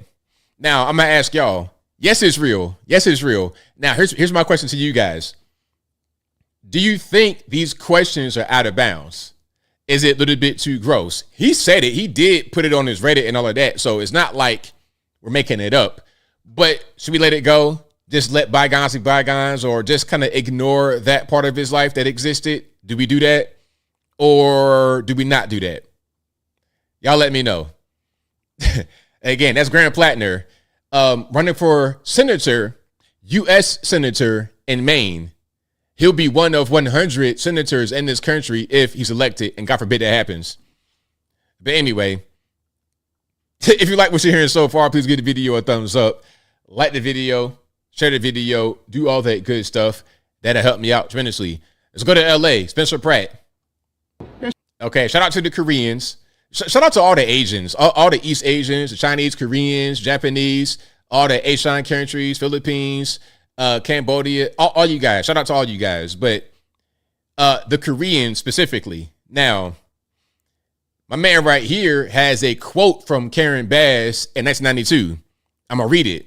It says, In 1992, well, it's not a quote. It's just like a news article headline. Anyway, in 1992, Karen Bass said the burning of hundreds of Korean-owned liquor stores during the LA riots was a quote-unquote miracle, and that the riots accomplished what she and her group tried to achieve. Bass even went so far as to organize a petition to block the rebuilding of any store owned by Koreans. That's not very nice, Karen Bass. That's not very nice at all. Let's hear this from my man right here, who is, of course, Korean. And she said this: running down Korean-owned stores was a miracle. That this accomplished what she and her group was trying to achieve. You know what? That's a racism, civil rights violation, and also same time, it's a hate crime. Anybody who endorses Karen Bass, you are actually endorsing hate crime and racism.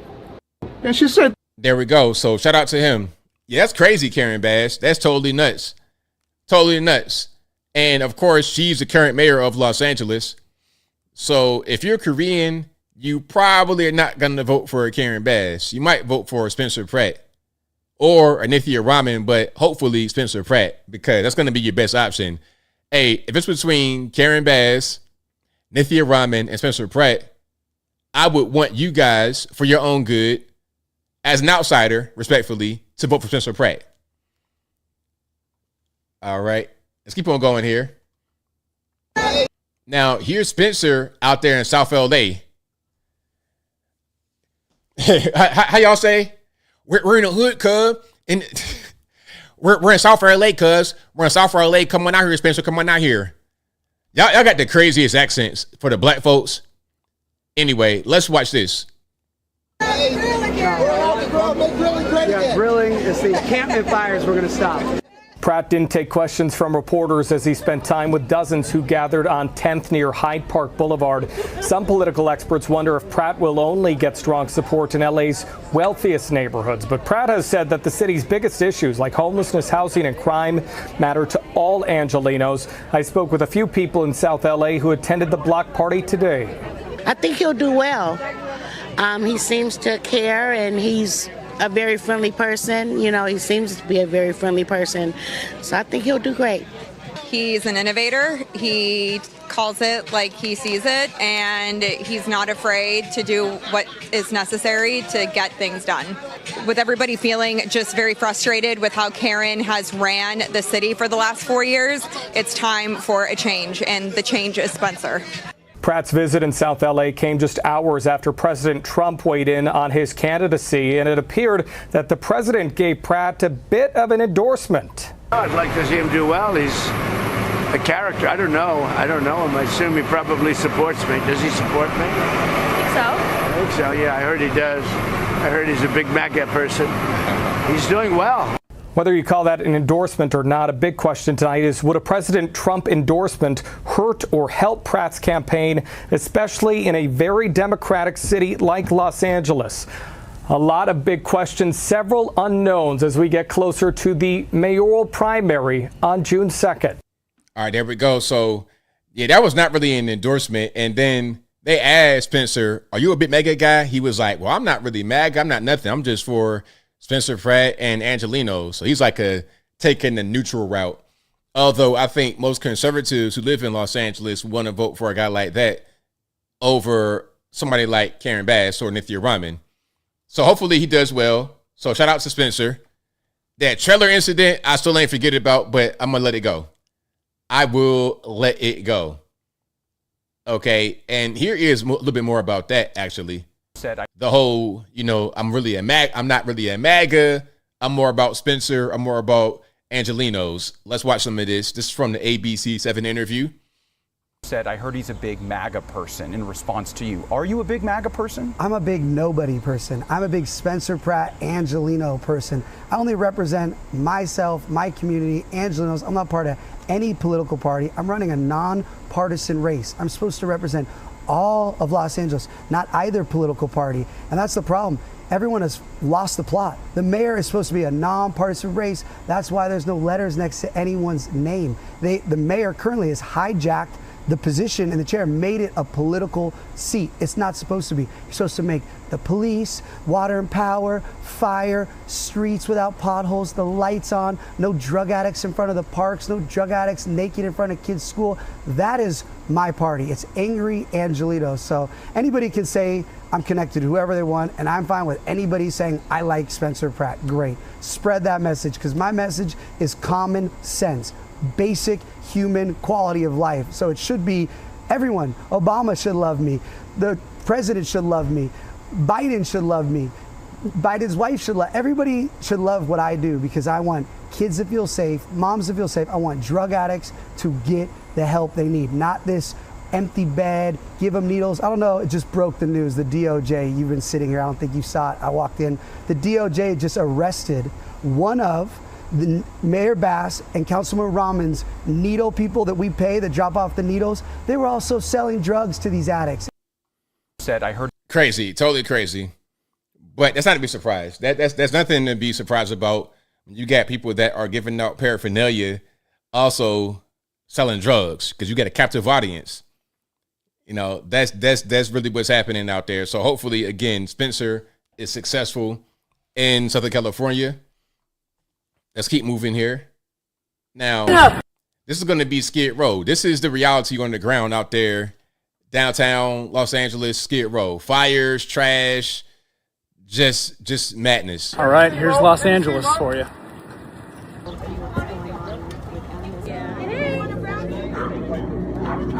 Back on my favorite place on earth, Skid Row. Today. Oh, nice. Okay. Off to go rescue one dog that's running in the street, and we're off to get there's another lady who's been like throwing her dogs on the ground and abusing them. So yeah, 5 minutes in, sounds about right. Baby, so sweet.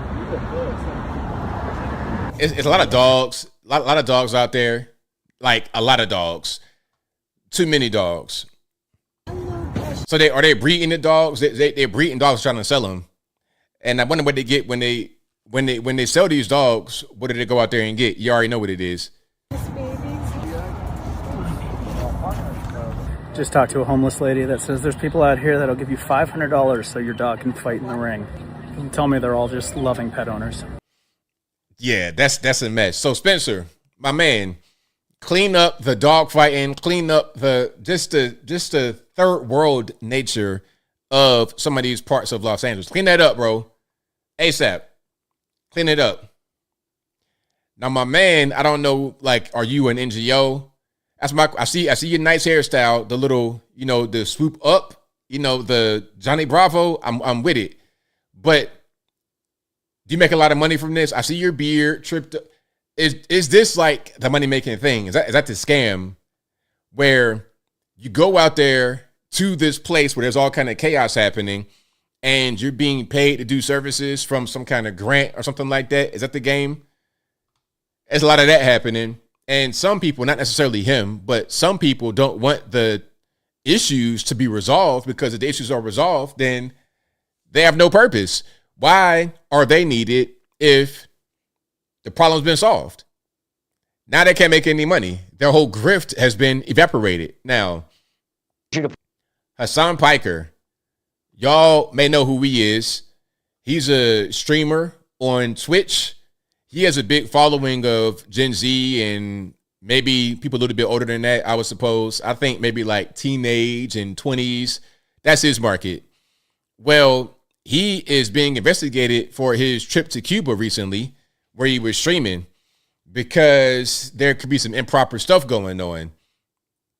And a lot of this that he's being investigated for goes back to a guy living in Hong Kong who is allegedly funding leftist organizations to radicalize them. One of them being Code Pink. But let's watch some of this. The department is now investigating Piker and Code Pink, who hosted his trip to Cuba. The feds are looking at funding for the trip, which some think is tied to the Chinese Communist Party. Also under scrutiny, American businessman and social activist Neville Roy Singham, who has donated to Code Pink in the past and has alleged ties to China through his business dealings. The investigation is looking at his trip, which involved as many as 40 American citizens who joined what is being called a Marxist convoy to Havana. The Trump administration wants to know if Piker and Code Pink violated U.S. laws and sanctions in support of Cuba's communist government. For now, nobody has been charged. People have a right to be stupid and support socialism, okay? Despite all the things that you and I might say against that. What they don't have a right to is receive payment, and that is what the feds are investigating now. They haven't been charged with a crime. They're just checking if they have received any payment for the propaganda. Piker says he has not yet received a subpoena from the U.S. government yet. Jillian? All right, Lucas Tomlinson. Your department is... All right, there we go. So, yeah, Hassan, you might be in trouble. And again, this is Cenk Uyghur's nephew from the Young Turks. At one point, he was part of the Young Turks channel, doing his own little thing over there. And then he became popular on streaming on his own. Now he's got his own brand happening. And sometimes he brings his uncle on the stream, Cenk Uyghur. But for the most part, he is star of the show, Hassan Piker. Went to Cuba and may have broken the law too in the process. Now, this is Hassan on the stream where he may have told on himself. He may have self-snitched, as the cool kids say. Let's watch this. I want to go to Cuba. Would you be down? I fucking love Cuba. Oh, yeah? You'd be down? Yeah, I filmed a documentary there once. The Cuban government actually hit my contact from the embassy and told him that if the only thing stopping us from coming to Cuba was the consistent internet access, we can make it happen. Yeah, Cuba is sick. Wait, the government reached out to you? So yeah, of course. It's not reached out to me. There's there's a middleman there. Because I had a doctor from Cuba. Cuba does this thing called medical missions, and they've been doing it since I believe like the 70s, and it's incredibly successful. They have a massive, very robust like medical program because they have to. Because they're under an incredible sanctions regime by the United States of America that the rest of the world thinks is abhorrent, except for America and Israel that keep consistently vetoing it over and over again. But this has created a... All right, there we go. So he's on air talking about the whole situation. And you notice his co-host was trying to like sit real loud to get him to stop talking. Did you guys see that? Hold on, let's watch one more time. That if the only thing stopping us from coming to Cuba was the... He's trying to say, hey, shut up, shut up, shut up. And then he asked the question, was it the government? He was trying to get him to clean it up because that right there might not be proper. And they may have briefed him on that. Hey, you can't say certain things because you can get in trouble for that. Because if you're being contacted by the Cuban government, you could be violating some issues if you just communicate with them without talking to, the U.S. About it. You got to key them in. You can't just communicate with the Cubans and then go do that. Because you could be violating the law. And I think my man right here knows that. So there we have it. Hey, to the streamers, you want to do stuff like that, it gets really, really real. Hey, and they're going to put you in the room and interrogate you.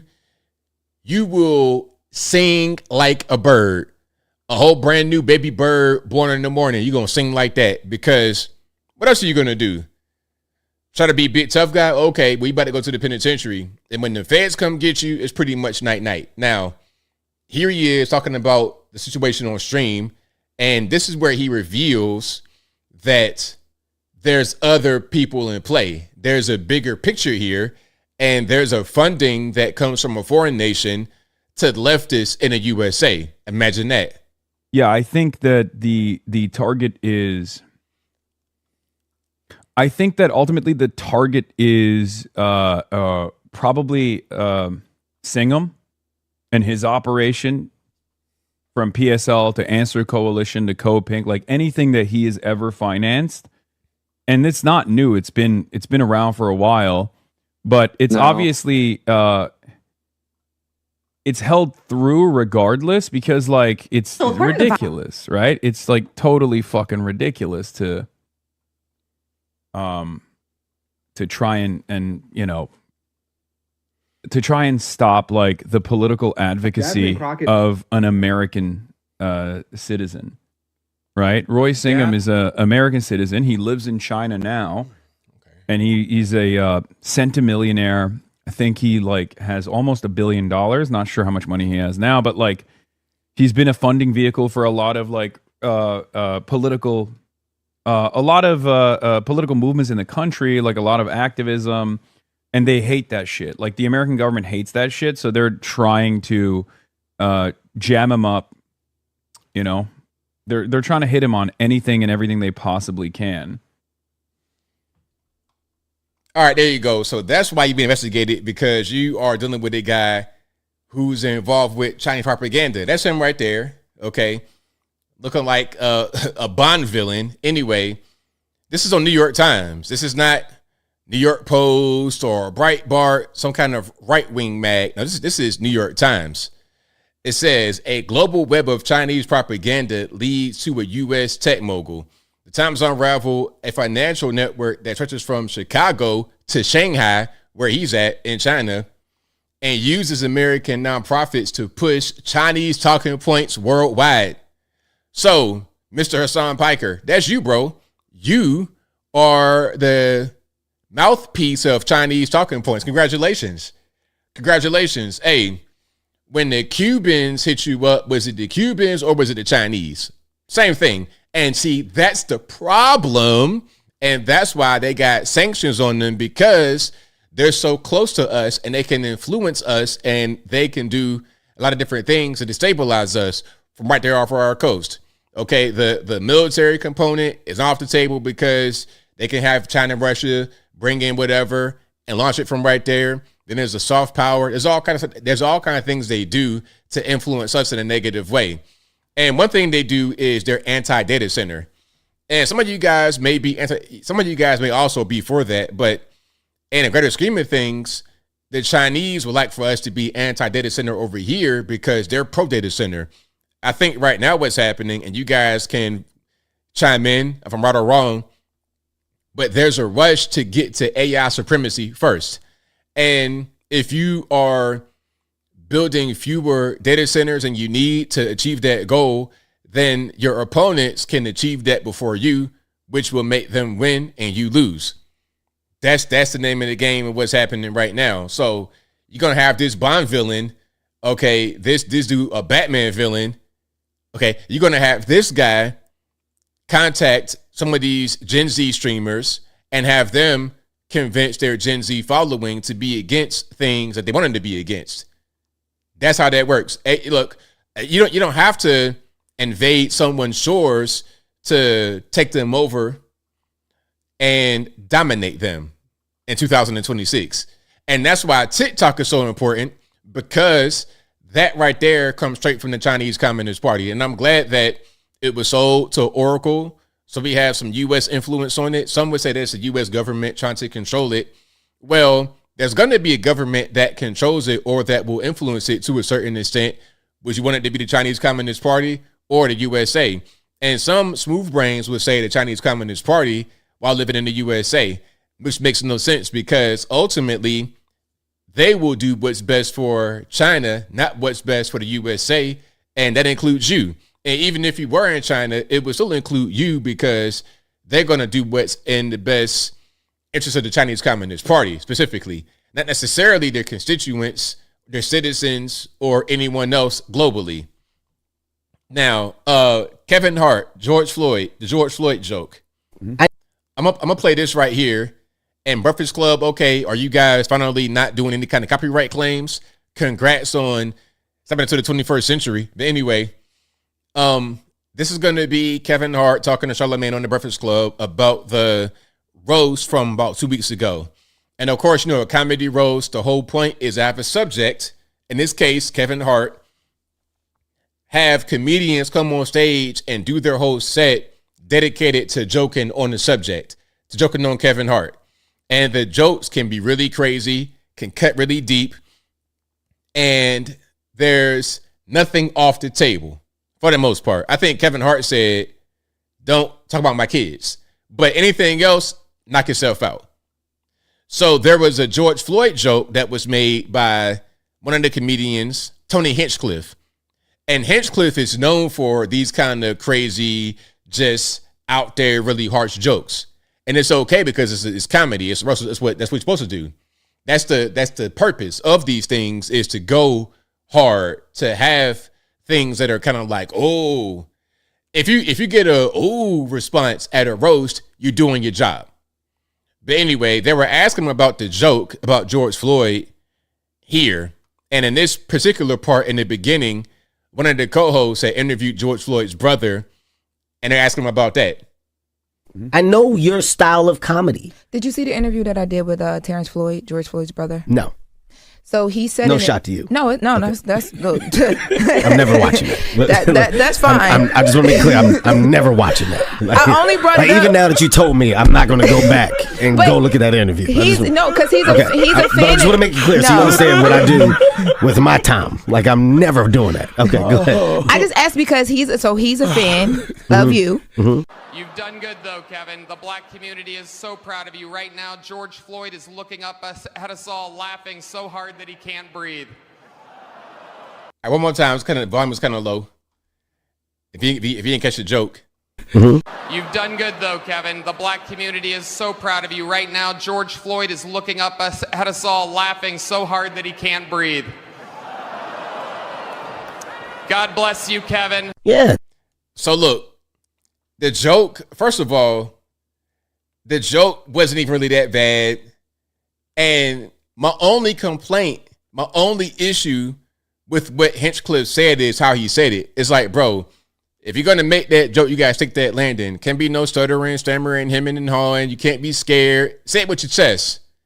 Say it with your whole chest and let it be smooth. Yeah, improve the delivery. That's my only complaint. Everything else, great. The George Floyd joke, it wasn't a tasteful joke to our culture, to our audience, but our audience that's watching the roast, if you're watching the roast, you get why they're doing it. You get why the racial humor is on the table. Like, it's not, I wasn't shocked. Like, that's what they do. Go look at the Tom Brady one. Like, that's what they do. It happens every year when they do a roast. It's not new. There we go. Right on. Exactly. 100%. It's just a roast. It's okay. Jokes are part of it. And people may not like jokes. They may not like comedy. But if you don't like comedy, if you don't like jokes, then I suggest you should do something else with your time. Now, what if I'm going to show a little bit from the roast. This is a different comedian. I want to show you this so you get to kind of the vibe of what's going on there. What if it's Dave Chappelle, man? I thought he'd be here stealing more money from Netflix. I know you're watching, Dave. I saw your last special. Some jokes would have been nice. Hour-long speech, 20 million. He's the reason the damn subscription goes up every 6 months. Hey, hold on. Before you continues, I agree with that. Hey, I saw Dave's last special, and it was like that. It was a speech. It's like, okay, bro, can we get some jokes in here? That's what I would like. I would appreciate a handful of jokes. By the way, Dave, Kev hates you. He hates you more than the transgender community. I actually don't know why the trans hate you. You're married to a Filipino lady boy. Keep it going. That was a great joke. That was a fantastic wife joke. Just like what Chris Rock did with Will Smith. Remember the G.I. Jane? And then Will got mad. Why get mad, bro? He's a comedian. It's okay. That was a great wife joke about Dave's wife because she is, I think, Filipino. Not a ladyboy, but still, that right there, you can't lay that right there on it. Like that was a perfect joke because of the whole trans thing. He got in trouble. It's like, well, look, I got ladyboy wife. Perfect joke. Perfect joke. So yeah, shout out to Naeem and shout out to everybody out the roast and everybody that enjoys comedy. Now, speaking about actors and whatnot, Mark Ruffalo, the guy who played the Incredible Hulk, well, what's that? Bruce Banner, David Banner? Not the Hulk.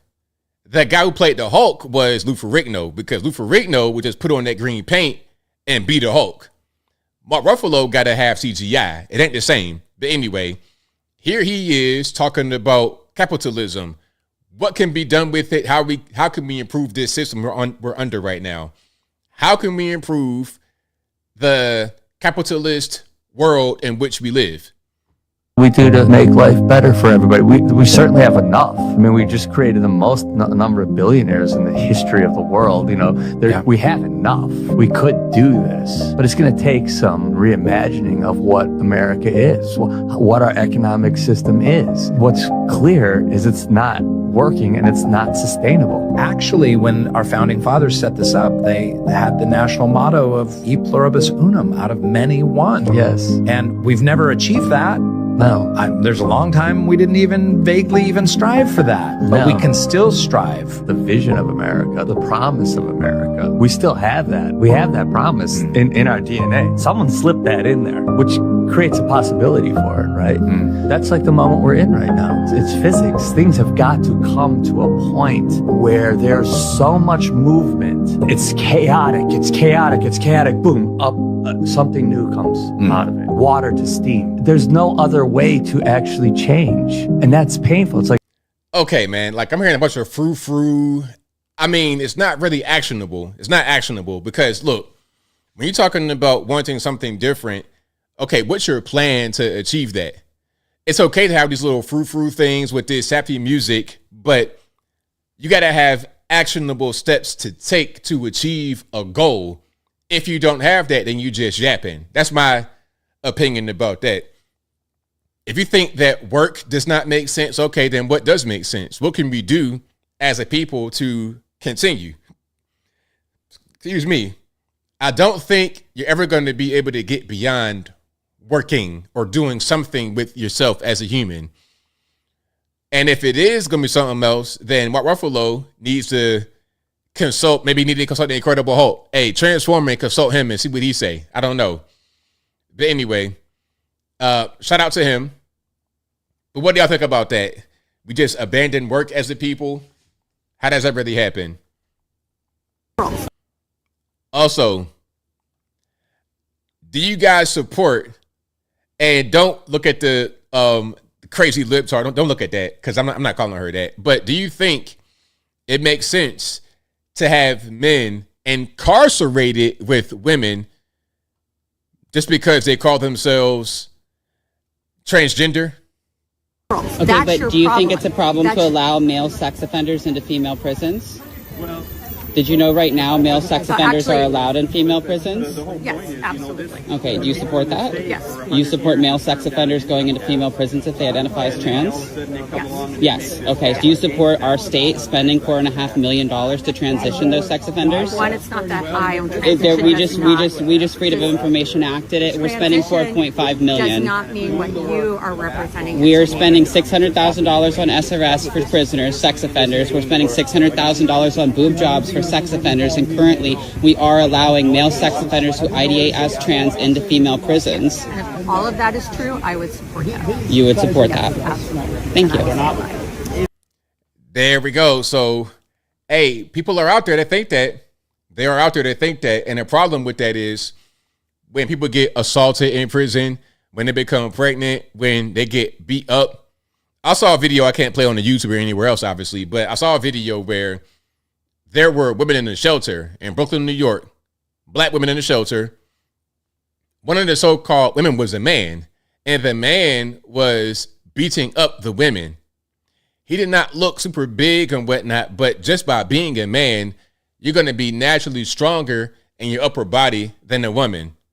Even if you're not a big gym bro or whatever, you're going to be naturally stronger. So it's dangerous. It's very dangerous. It's not right. It's not okay.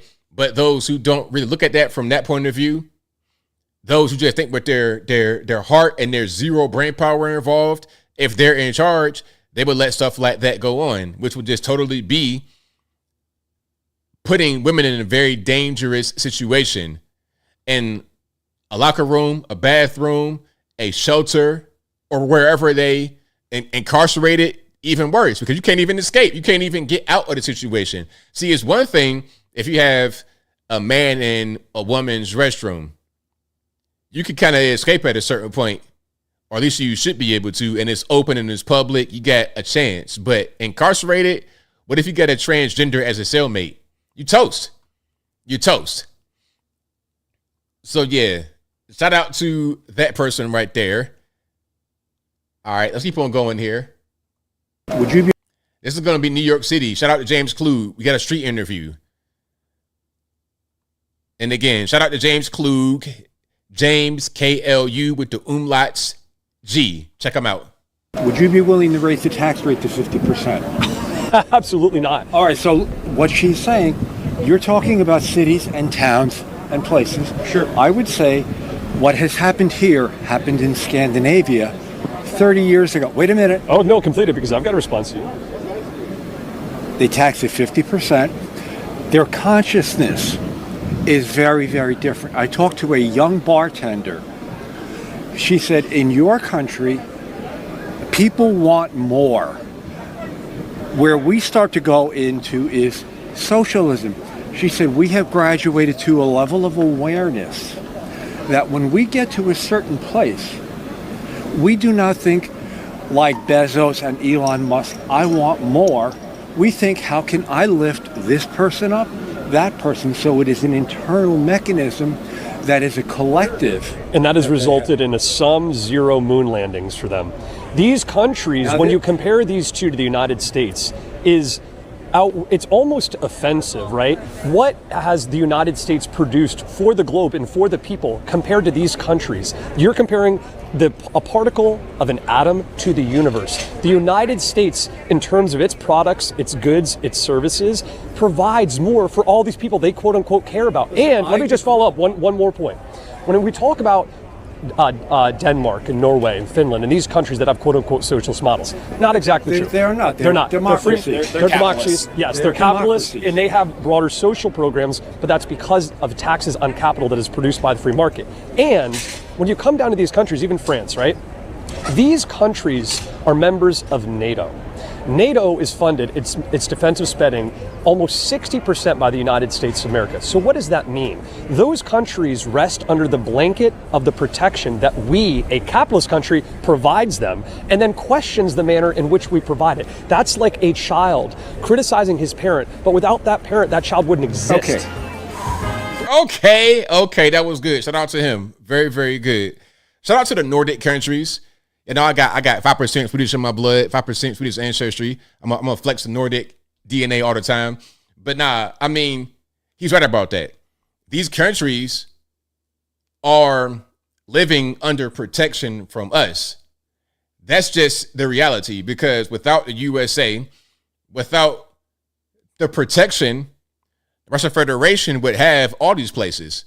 That was the whole point of NATO, to protect the rest of Europe from Russia. That was the entire thing from the beginning. So he's right about that. So yeah, it's hard to compare a Sweden to the USA. There actually is no comparison. So that model that works for them cannot work for us, because in order for their system to work, which is not even socialism, in order for them to even exist, we have to exist in the way that we do. If we fall as a place, then the whole world will suffer. Very simple. So the other guy, yeah, he was right on point. The guy with the hat guy was right on point. But again, shout out to you guys. I appreciate you for rocking and rolling. If you like what you're hearing so far, please give the video a thumbs up. Now, I saw this video. Okay, this is more of a personal opinion, a philosophy question, kind of, sort of. This guy has a really big podcast. You guys probably seen it. His name is Stephen Bartlett. And his podcast is, give me 2.5 seconds. His podcast, The Diary of a CEO. Okay. I believe his podcast is called that. Yeah, Diary of a CEO. Okay, it is probably the top podcast, one of the top podcasts in the world. So he was on there talking about, well, you know what? I had some wine, like a glass of wine or something like that, and I was totally thrown off. I couldn't podcast right. I'm gonna play this, and then I'm gonna give my 2 cents on it. Check it out. It's one of those areas where you don't understand the hidden cost. until you really give it up for a while. And I think about my own relationship with drinking, and I stopped drinking at 30 years old. I'm now 33. And I had just drank because I just drank. I'd never ran the experiment of just giving it up for a while. And then like, I don't know, maybe I was at 31. I thought, I'll have a drink again, because now I could really A/B test it. I had a year of not drinking, decided to have a drink again. It ruined 3 days of my life. I had a couple of glasses of wine, didn't get drunk.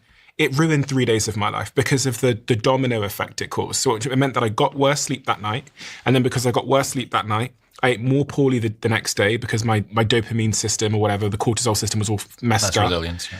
And then I podcasted worse. I didn't go to the gym the day after, that day or the day after because of that, because I felt really bad. I then slept worse, and I could track all of this on my Whoop, #ad, #sponsor, #investor, whatever. Hey. Yeah. And I was like, oh my God, those 3 glasses of wine had this hidden domino effect that I must have been living with for my whole life. Dude. Okay, there's a little bit more. Okay, so I'm going to just say this. First, you had 3 glasses. 3? Why would you have 3? You were trying to, take it to the next level. 2 glasses is like the limit, okay? You get your little glass, your little 6 ounce, and then you get maybe 1 more, maybe, and then that's it. 3 glasses, you might have had 9 ounces. You might have been trying to actually get drunk. But beyond that, do y'all think that should be a thing you think about? It's like, okay, well, if I go to dinner, if I have a glass of wine, I'm not going to be able to podcast right. My day's thrown off. I'm seeing quite a bit of commentary about this. I would just say that however you live, if you're able to function properly on where you live, then go for it. If you're doing things that you know are going to be damaging to your body, then I think you shouldn't do it. Like, you can have a drink here and there, but if you are drinking all the time and you're getting into legal problems, obviously you got an issue. You have to know when too much is too much, like with anything else. Okay, you got to eat food at a certain point to live, but if you're eating too much, now we're at big back status. You're big Bactavius, and you got to go ahead and reduce that down to a manageable size. If you're not eating enough, okay, you're going to be looking like this.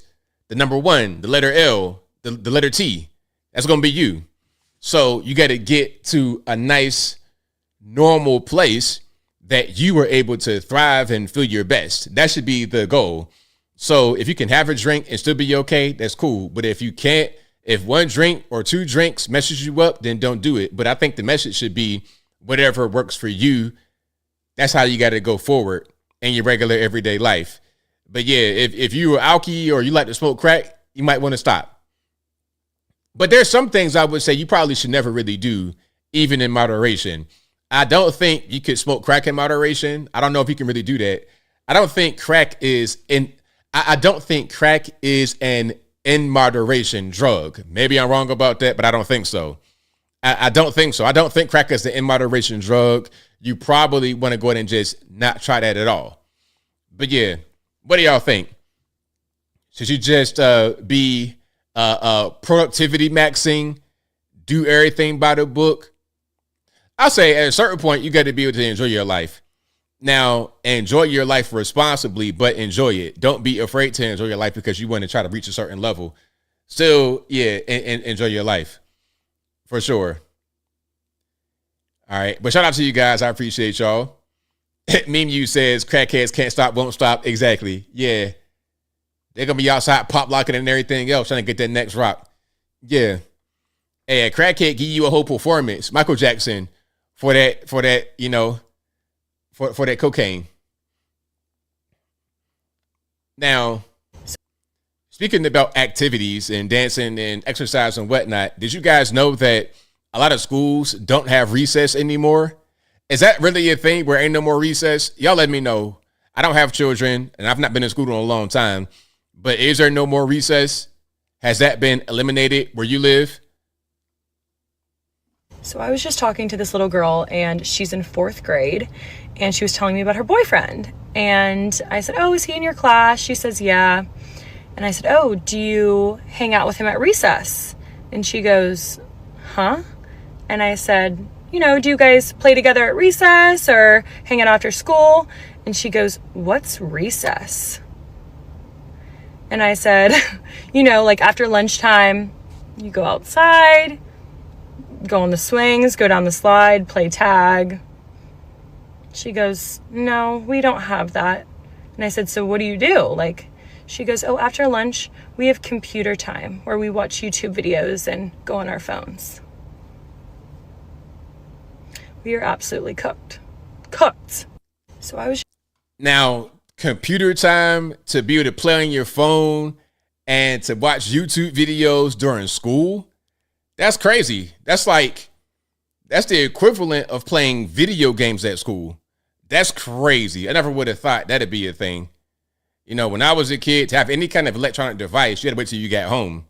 There was no cell phone in school. There was no watching YouTube. It wasn't no YouTube or nothing like that when I was a kid, but you could still do some things. You still had video games.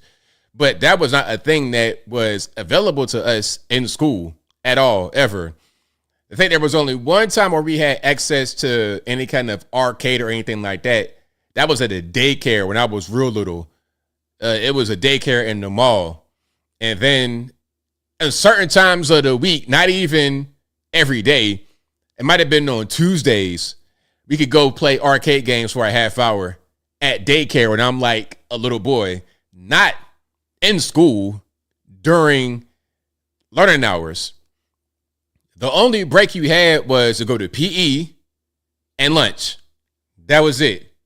And a break between classes, 5 minutes, 10 minutes to get to your next class. You had enough time, in high school especially, to leave one class, go to your locker, get your books, do all that, and then walk to your next class. And we had a one-floor school, so it could be a long way. You might have to haul hind parts down the hall, long haul. You could be all the way at the end on the news part behind the lunchroom, all the way back there at the back of that. Then you got to go all the way down to F Hall or something crazy. You got to be a whole track star. My point is, there was no breaks except for that and lunch. And if you had PE, that was a break too. But yeah, YouTube videos, these new kids got it different. They got it all the way different. Now, speaking about the youth, the young people getting it all the way different, can you guys read this number? Okay, now I'm going to let them try to read it, and then I'm going to read it. Can you say this number?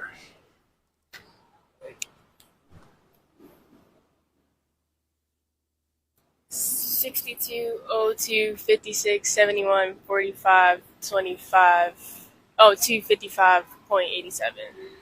Finance it? Yeah.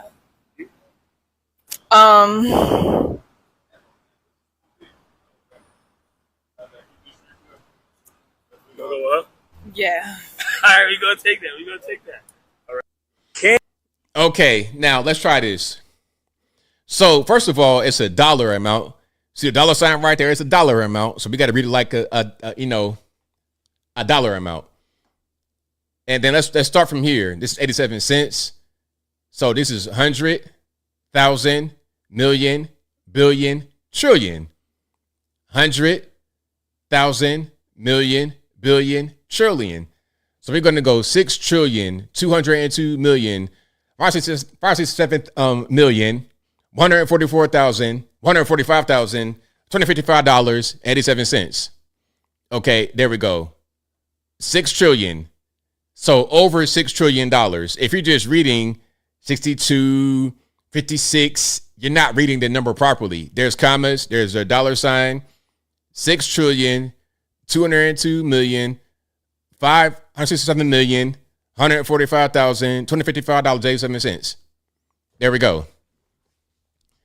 So, I mean, that shouldn't really be impressive, but, kids nowadays are not really learning stuff like that. They're not learning the way that we learned in our day. And some of us are learning properly, but some of us are not learning. We're not learning what we should. Okay, I got one more thing. You guys might have seen this already, but this is my first day seeing this. So a lady gets pulled over, and you know what? Hey, I backed the blue. Okay, I backed the blue. But this was crazy. I think the cop just made a mistake. He made a mistake and didn't want to own up to it in that moment. But the lady got pulled over because the cop said that she was holding the phone and manipulating it in the right hand, but she does not have a right hand to hold the phone in. It doesn't bother you, huh? Yeah, a lot of times you can. Maybe it's different because I'm a girl.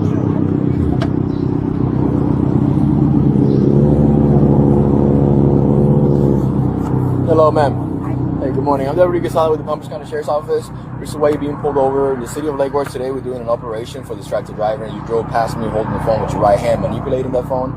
I mean, I saw you with the phone in your hand. Not. So you want to just call this a day? I don't want to call it a day. You had a hand up manipulating You just the said phone. my right hand. Well, I thought I saw you with your right hand. You So had a you hand didn't. up. The right hand. I saw you So manipulate. you didn't. With the right hand, perhaps not, right? So, okay, bro, you may have seen her with the phone in her hand, in her left hand, not the right hand. So if you say it was in your right hand and you saying this on body camera, what you should do is just say, "I'm sorry, ma'am," and go back to your car, because she's going to beat it in court. She's going to beat it because you said something that's not possible. But you didn't see me with my right hand. So are you saying that you saw me with my right hand? I know what I just said. I know what I just said. I'm asking you now. Did you or not have your phone on your hand? I did not. You did not have your phone in your hand? I did not. Hand to God, you didn't have your phone in your hand. Hand to God. Hand to God is hilarious, and raising the nub to say hand to God is crazy. The other hand to God, you don't have your phone in your hand. Hand to God. Cool. You have your driver's license, registration, Yes, and I insurance do. with you. Hey, hand to God, and then the nub go up. Other hand to God. Okay, cool. You want the nub to go up? All right. But look, sometimes officers make mistakes. It's okay. You thought you saw something you didn't see. Maybe it was in the other hand. Maybe you saw something else going on. But obviously, what you say you saw, you did not see, because she could not hold the phone in her right hand. Got to hand it to her. You guys are funny with the comments. So again, even if she had her phone in the left, you said it was in the right, and she's asking you if that's what you said, and you're saying it again. So you should just say, "I apologize, ma'am. You have a good day." It happens. I got pulled one time for tent. The dude pulled out the tent reader. I'm like, a tent reader? Really, bro? You reaching. And it was at night. It's like, bro, you think I'm... Do you think I'm selling drugs? I do not sell the drugs in this tone. I would never sell drugs in my life. But the dude had a tent reader, and it was not too dark. He was like, "Oh, my bad," and walked away. That was it. It shouldn't just be, "Oh, well, the tent's still too dark. Is that the limit?" Nah. You pulled your little device out, measured my tent, and it was not too dark. So just say, "My bad." That's what he did. In this case, you say the phone was in the right hand, and then she got a nub for an arm. There can be no right hand on a nub. Just say, "I'm sorry, ma'am," and go on about your day. It happens. Even if it was something there, it could have been the warning. It could have been something like that. Don't write me a ticket and I got to go to court.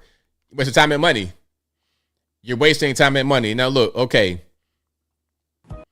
This right here, this is going to be a video from a meta engineer. You guys may have seen this. Here's a meta engineer in California, and this is his living situation. I think he said he makes $300,000 a year. And this is where he lives, how he lives. Over here, we have my main sort of living/workshop area. This is where I get all my work done, as well as my personal projects. The decision to do without a couch. Now, he has no couch, nothing like that in here. It's just, hey, I'm straight to the business. All right, I got my computer right here. I got, whatever I need. And then right here, you got like a little Roomba, and he's good. Their place, or maybe a third place. And in the case of hanging out with my friends in virtual reality, well, everyone's sort of split off in their own physical space. We've got just the bedroom. Okay, you see the bedroom. What's that? I don't know what kind of, like a printer or something right there on the ground. I don't know what that little nightstand, improvised nightstand is, but this is like the ultimate bachelor pad. Most guys would live like this. Yeah. When I was young, I had my TV, pardon me, I had my computer in my living room too. Now I had a couch and stuff, but I set up something like that in my living room back in the day. Yep. and then my bedroom was like this too. I mean, there's really not much to my bedroom. It gets the job done for me. I have my blanket, my pillow, a filing cabinet doubling as a nightstand, as well as my charger there. It's all that I really need at this point. I'm not mad at it. I mean, that's ultimate bachelor lifestyle, and you're not living way above your means. And again, he's a programmer engineer making $300,000 a year in the Bay Area, California, with Meta. His rent is like $2,500 or something like that, which is really good for that area. So you got low rent. You're not spending a bunch of money on fancy clothes. He has no car. So he's being very frugal and smart with his money. Of course, you a big brain worker for Meta. Why wouldn't you be smart with your money? These guys are smart. They're smart for a living. So shout out to him. You got a good setup, bro. You got a good setup. I like it. Now, this guy lives in the shed. Okay, he's autistic and lives in the shed. That's what he says. See the title right there? I'm autistic and I live in the shed. Let's check it out. And then we get to the actual, I saw that too, Zealand Zen. The natural light was beautiful in there. Now, the natural light in this shed might not be so hot, but hey, you got to live somewhere. Let's check it out. I'm autistic and I live inside of this shed. I work remote in healthcare making $22 an hour. And it's just honestly not enough. I don't understand how anyone is surviving right now. It's absolutely insane. I've been living in this shed here for a while, making $22 an hour. I work right here. My life's not even bad, but and it's not enough. And I don't understand how anyone is surviving at all. It's crazy. I fill my car with gas and that takes like, $70 or something now. I go to Walmart, I buy like 3 things. That costs like $100. I just don't understand how is anybody surviving right now. This is kind of insane, right? Like, what are we doing? How does anybody live? What are we doing? How do we live like this? It's crazy. I don't understand. I'm living in a shed. I have, I'm doing my best. I'm autistic. Well, look, okay, you got power in there. Now, I don't see no running water, no bathroom. That's all you need. For real. My dad's first house was like that size. And the thing he did was put an addition on the back of it. So it was like that and then one more room. And a bathroom. So it was like that room plus one more room and a bathroom. That was it. So yeah, that's not too bad. You're a young guy just getting started. I would live somewhere like that. If I'm young, just getting started out, I would live somewhere like that. And to be totally honest with you, in the future, I want a house not that much bigger than that. I don't want a really big house. I prefer a small house and big land. Give me, like if I had a plot of land where I could fill a quarter of it with a house or 1/8 with a house, as long as house was big enough for me to get what I need to get done, then I'm getting a smaller house all day long to have more of the land available rather than the house be majority of the land. So yeah, shout out to him. And if you like what you're hearing so far, please give the video a thumbs up, like the video, share the video, do all that good stuff. That'll help me out tremendously. Super chats on that. Then we're going to get to the calls. And the number to call is 706-406-3287. Again, 706-406-3287. Thank you to Apple Bucker, All Puff Daddy, who says, ABL, you believe in UFOs and ETs? Why or why not? Yeah, I believe. I don't know exactly what's all out there, but I do believe that something's out there, that we're not alone. Thank you to Apple again, who says, ABL, you see Seattle citizens set up no-go zone. I did see that. They always do that. Chaz Chop 2.0, 3.0, 18.0. They always do stuff like that. I might do a video on that, actually. The 2026 Chaz Chop, per usual. I wonder if anybody's going to die in there. Hopefully not. Thank you to Lanita, who says, keep calling the voters stupid. Worked out well for us conservatives and Republicans. They just haven't learned. They refuse to. Laughing emoji. Exactly. That's for you, Thomas Massie. You've not learned. But you will learn. Hey, you've already learned because you're out of government. And maybe that was a focus from maybe that was a point from the beginning to not be in government anymore, to go to Costa Rica with Marjorie Taylor Greene and retire out there. Anyway, thank you to Wildlife is Rough, who says, can't Nick Shirley take California to Supreme Court for shutting down his First Amendment, passing no reporting fraud. Well, he might be able to do that, but I would presume it's going to be very expensive to try because, you just dealing with one person and you're trying to go up against the California government. That's going to be a pretty penny because they got endless resources to take from their taxpayers and spend on stuff like that, but he does not. So that might not be a battle he can win. If he can have some people behind him to help him do it, yeah, he could do it, but just not him by himself. It's going to be very expensive. Very, very expensive. But yeah, like speaking about housing, give me a small house. 1,500 square feet max. Really 1,000 square feet. The old school houses. Your pawpaw in them house. Give me a nice ranch house. 1,200 square foot. I'm good. That's all I need. Okay. But yeah, shout out to you guys again. I appreciate y'all for rocking and rolling. If you like what you're hearing thus far, please give the video a thumbs up. The number to call and the phone lines are open is 706-406-3287. And I thank y'all again for being here.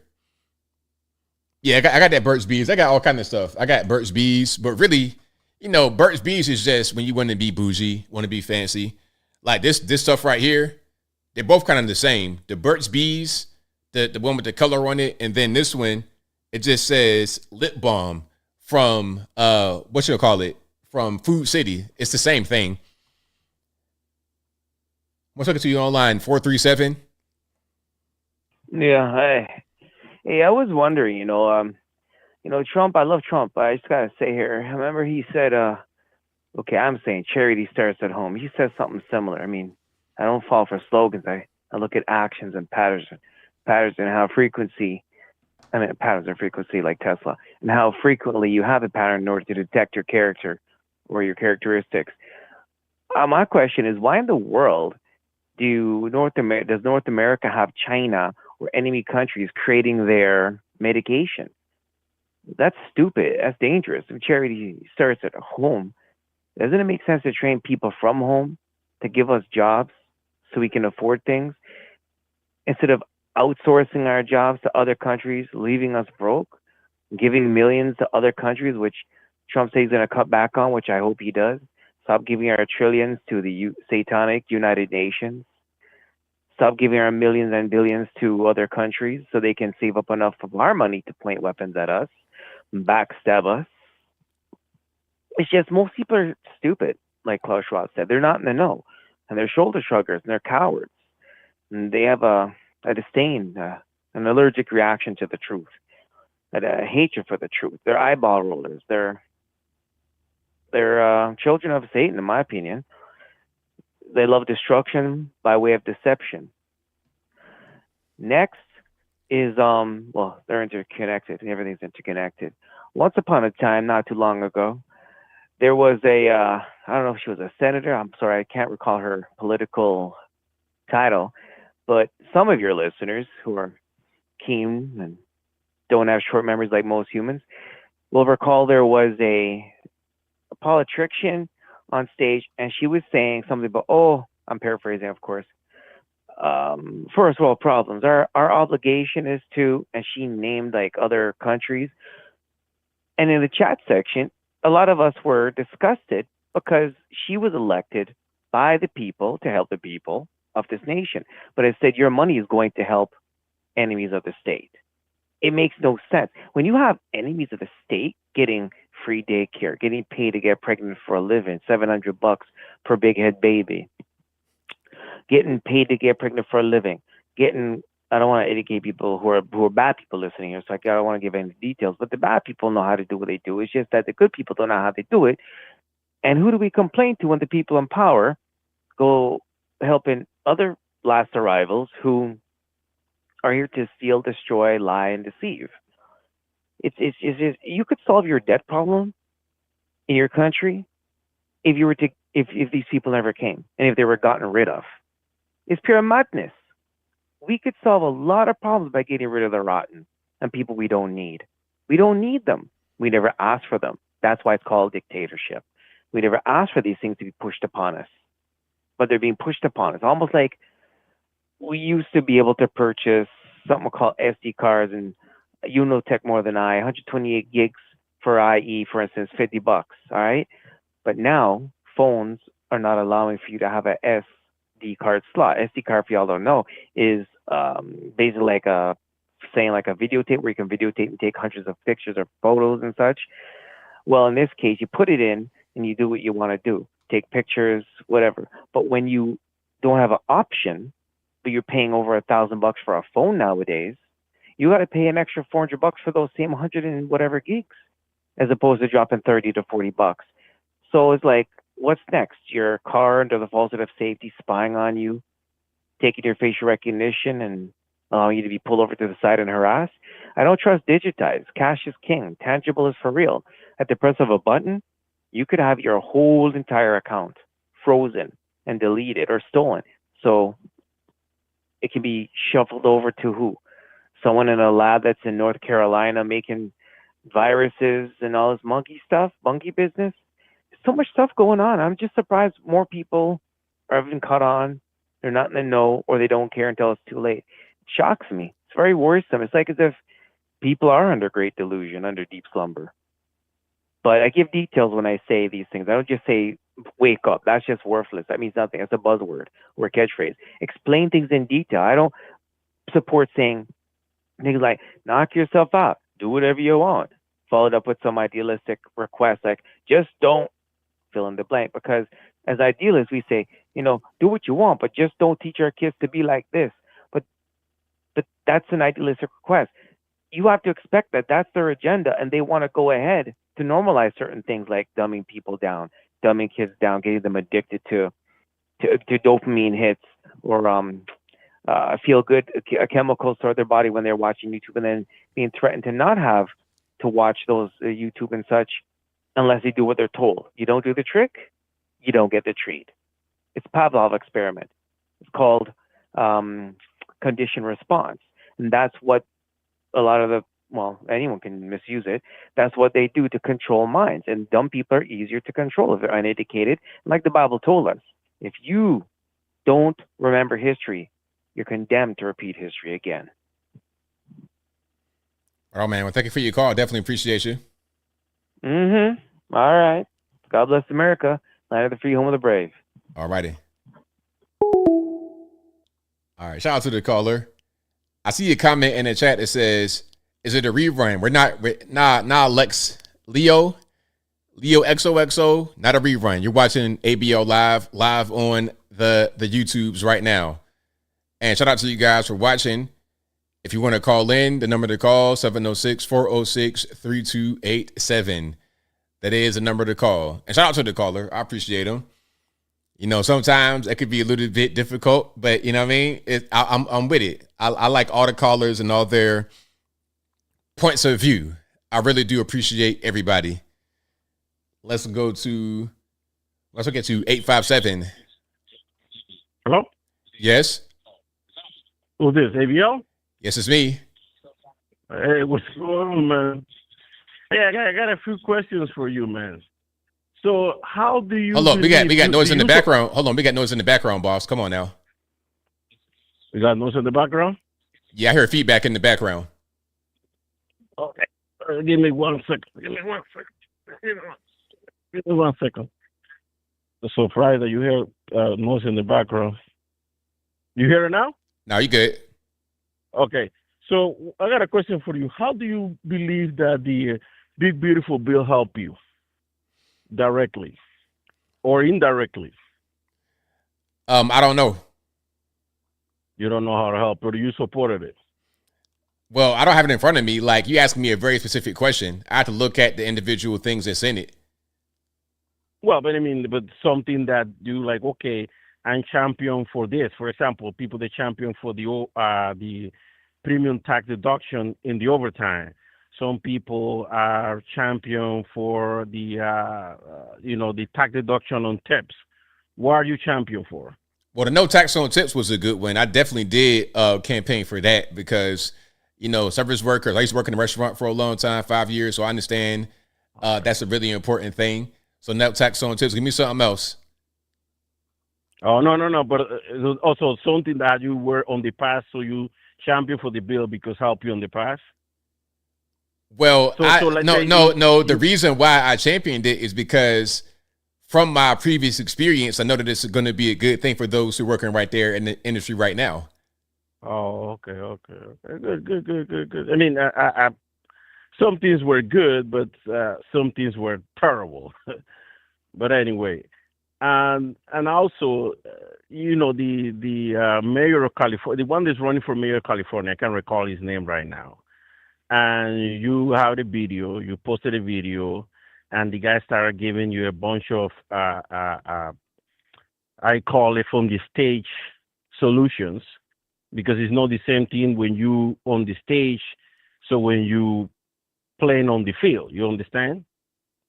You understand what I'm saying, right? It's not the same thing when you campaigning, when you are doing the work and you holding the responsibility. It's two different things. You could campaign all you want and say all the bunch of things that politician promises, but when they're sitting there and they have to be held accountable and they have to deliver, that's where things get complex. So you agree with that? Well, I agree that people can make promises, but they don't always keep them. That goes for any politician. Well, I mean, not much necessarily that you always keep them. It's sometimes that some of the promises that are out of their control. Sometimes they make a promise of something that they can't control. You know what I'm saying? You can't make a promise of something. You can make promises that you can't control, but they can't make promises you cannot control. For example, he make promises that he wants to get rid of the homelessness. Well, the actual mayor right now, the current mayor tried and she failed because you can't just get rid of them because they keep coming back. And he mentioned that he's going to buy. He wants to request federal land to build homes for them or buildings or whatever he wants to do. Well, that's up to the executive branch that will be the president to grant them those lands. I mean, that necessarily, you don't just walk into the White House and say, hey, I want this piece of land because I have a problem with homelessness. And the governor, Newsom, tried, and Trump decided not to help him. He's just like, I'm not going to help you. That's your problem. You fix it. Whatever problem Trump's childish behavior has. So what did Gavin ask the president for? Well, he asked funding. He asked funding for vouchers. So because not only homeless people that they have drug addiction problems. There's some people that's living in their cars. There's people that are living in horrible conditions in California because they can't afford rent. So he asked for that. He asked for funding so they could buy buildings and turn it into like medical facilities / shelters. And Trump say no. Trump never gave them. He said, I'm not going to give you that funding. So this guy could say all he wants. It's nice, sounds pretty. He's running a great campaign. But when it's time to show up and be held accountable, everything falls apart. He doesn't have a plan. It sounds in the interview. Sound like he doesn't even have a plan. He just saying things out of the blue. Well, I will do this, and I will do that. You got to have a concrete plan because you're going to have to make homelessness a crime in order to lock them up so they could be forced to stay in a place and be rehabilitated and they can leave. So you're going to have to work with the governor to do that. So, again. Well, anybody can say that. You can say that about anybody. Anybody that goes on TV as a politician that says, I want to do X, Y, and Z, you could always say that. You could say things right now that sound nice, but that's different from what the reality is. You can say that about anybody, not just Spencer Pratt, but anybody. That's my point. So when you guys are, oh, he's right on, he got a plan. He doesn't have a plan. He's just saying things out. Well, I mean, you could say that about anybody. So if anybody says they have a plan, you could just say, I don't believe it. That's your choice to say that. That's okay. Well, no, not really, because if you have a solid plan, you say, okay, this is how I'm going to accomplish X, Y, Z, and you give me a plan how you're going to accomplish it. Well, do you think do you think that Karen Bass had a solid plan? Well, I mean, she tried it. The question was, do you think she had a solid plan? No, she doesn't have a solid plan. The question was, do you think she had a solid plan? I can't remember. See, the point. See, you proved my point. My point is, you don't want to say it about her because she's on your side. But you want to say about him because he's not on your side. He's not on my side. That's all. But I mean, know- it's obvious. Anybody that's watching this can see it. But go ahead. Okay, she tried before and she failed because they removed the homelessness. Even Gavin Newsom was working, clean up the street. They did all that. The homeless went away, and they came back within a week. Then the only thing is you're gonna have to make this criminal. The second thing is what cop is gonna go after this guy with needles? I mean, what police officer is gonna put their life on the line to go out to somebody be stuck with a needle? Who knows what that person got? I mean, that's always a thing that happens. If you are out in the streets arresting people, that's always a thing. They always ask, okay, do you have anything that can stick me? Do you have any drugs? Do you have any guns? That's part of the searching process. That's always a hazard that exists already. That's not a new hazard that's going to be introduced. Yeah, but the question is a higher risk when you're dealing with this type of people versus chasing people that in a shooting or somebody that robbing a store. Well, I mean, there's a bunch of crime that happens with these homeless people. Skid Row, there's a lot of crime that happens right there. People get assaulted. There's a lot of overdoses, shootings. There's all kind of crime that happens right there. So you're not talking about for the first time dealing with people that's homeless with the police. That's a constant thing that happens all the time. Yeah, but it's more. The police put more priority to people that commit different type of crimes than the crimes that this type commit. I'm not saying that they don't commit crime; it is bad, but they're gonna have to make this a crime. They're gonna have to be you are in the street, you're gonna be a crime. We give you a warning, and the second time we're gonna have to put you in jail. Now, do you want to have these people that already have criminal record and put them in jail? I mean, the jails are already full. That's my point. He doesn't have a plan. Part of the plan is to remove the incentives because a lot of the people that come to Los Angeles are from other parts of the country, maybe other parts of the world, and they go there because there's so many incentives. The non-governmental organizations that give out a lot of handouts, a lot of freebies, a lot of things that are magnets for them to come to Los Angeles and California in general. So if the magnets aren't there anymore, then a lot of them will just go home.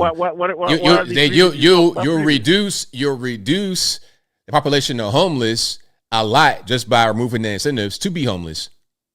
But what are the freebies you're talking about? What freebies are you talking about? Non-governmental organizations that come through and give the homeless people drug paraphernalia. They give them food. They give them clothing. They give them all type of stuff. I mean, so you remove them, they won't go. You see, they won't go there. I mean, a lot of people go there because of the weather, and a lot of people go there because of the conditions. Some people decided to become actors and then go to California and they fail, and then they ended up in drugs and ended up in the streets. And a lot of has to do with because the pressure of the society living in California because the high cost of living. I mean, people living in their vans for a while. I mean, they might decided to start drinking and do drugs, and they become a problem. So it's not just like there's incentive. I don't think there's different ways you become homeless. It's not just one way, but one big way is the incentives behaving as a magnet for those who want to be homeless. They come from all over the country. Like if you are a crack smoker in the desert in Nevada, you rather would be in Los Angeles smoking crack than in the desert. You got many more resources. You be able to get clean paraphernalia, better drugs. That's the whole game. Not all of them have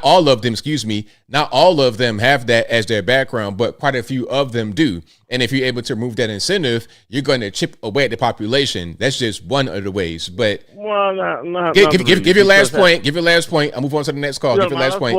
That's just not necessarily true because they give you methadone. Methadone is necessary so they don't freaking overdose. That's what they give you methadone. So it's not like they're giving paraphernalia like you're saying. They give you methadone because I'm in Boston. Do you know what paraphernalia is? Do you know what paraphernalia is? They got needles. They give them needles. It's not like they give you needles because they don't want them to be infected with a dirty needle and they have diseases. They don't want that. I mean, I don't know if that's a very effective way to do it. But I mean, you remember the 80s, there was crack. There were programs. And even when those programs were eliminated, crack still was available. The only way that was efficient the declining on crack user and crack sellers is because they started punishing the same level for the user and for the distributor. So again, the only way they're going to fix this problem is to make it a crime. That's it. All right. That's all what I have to tell you. All right. Thank you for the call. And have a good night, man. Appreciate have it. a good night, man. Appreciate it. All right, bye. All right, there we go. So what do y'all think? Should we be giving out free needles, free dope needles to people? Is that what we should do? And what killed the crack wave was the 1994 crime bill. Quiet as kept, but that's a different story. 203, you don't know who I'm speaking to. Yo, ABL, what's going on? It's Mr. Steve from Connecticut. How you doing? It's all good, man. What's happening? Not much, brother. I heard Ivan call, so I'd like to spit some facts out. Number one, if I was in California, I would vote for Spencer Pratt. Let's turn California red, get that state cleaned up. It's going to take a lot of work and effort. And number two, I think it's absolutely ridiculous at the fact that Mayor Karen Bass, she goes and says in her debate with the two, that Indian lady that works with Karen Bass and Pratt, she goes, oh, well, this is what we have to do. Number one, Karen, you served for 4 years already, and you're saying this is what we have to do? We need to do this to get this done, or, you know, it was just absolutely ridiculous. It made me sick to my stomach hearing her say that. Oh, this is what we have to do. You had 4 years to do it. Why didn't you do it in the first place? Number two, she goes and says,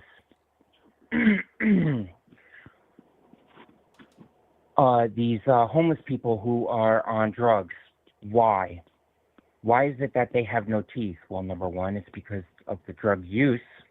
It deteriorates your body completely and kills off everything. And it's all thanks to the state government there that supplies them with the paraphernalia, the needles, the tinfoil, and all that. And how about when Ivan said they give them methadone? No. Number one, they do not give methadone freely. You have to go through a program to get the methadone and stop using drugs altogether in order to use the methadone. I know people who are on methadone, okay? And let me tell you, it's technically being on drugs. It really is. That does not help. You need to have the willpower inside of you to say, I want to change. Because if I don't change, I'm going to kill myself. And I think it's great at the fact that President Trump closed off the borders completely, that cut off the availability of all of that. What's that stuff called again? The stuff that's killing people? Fentanyl. Fentanyl. There you go. Yes, fentanyl. That stuff is terrible. People think that they're getting what they're getting, and it ain't bad. It's fentanyl. And all you need is a pin needle size to kill yourself. I've seen on video police officers who go and seize methadone that isn't heroin or cocaine. It's actually methadone. And there's particles of that stuff on the outside of the bag that the police officer grabbed because the person who had it in their possession must have had it on the outside of their bag. Now, the officer had gloves on. He double gloved. The officer, right when he touched the bag, immediately started seizuring out or like getting an overdose. He ended up on the floor in less than 10 seconds from him grabbing that bag off that guy. The guy goes taking off. The other cop that's with that cop ends up calling for help, and he's trying to aid the other cop, but doesn't want to get hurt himself from the fentanyl. So what is he supposed to do? He can't do anything. He's not touching the other cop. and risking himself getting hurt and leaving them 100% vulnerable. No way, not in an area like that. All right, now let's get back to some laws here, okay? Now, Mayor Karen Bass says that she wants to go ahead and supply these homeless people with new sets of dentures and teeth. Why? Why? They're just going to lose them anyways. They don't care. Like you said, ABL, these people come from all over the place to LA, knowing that the environment they're in is warmer. It isn't cleaner, because I've seen LA. I watched this guy who rides his e-bikes in the back alleys and everything. They got people that throw, pallets of rotten vegetables and fruit anywhere in LA. That place is a dump. I'm sorry, and it needs to be cleaned up. The homeless with the teeth. Why are you going to give these people teeth? She goes, because you can't be successful unless you have a good set of looking teeth.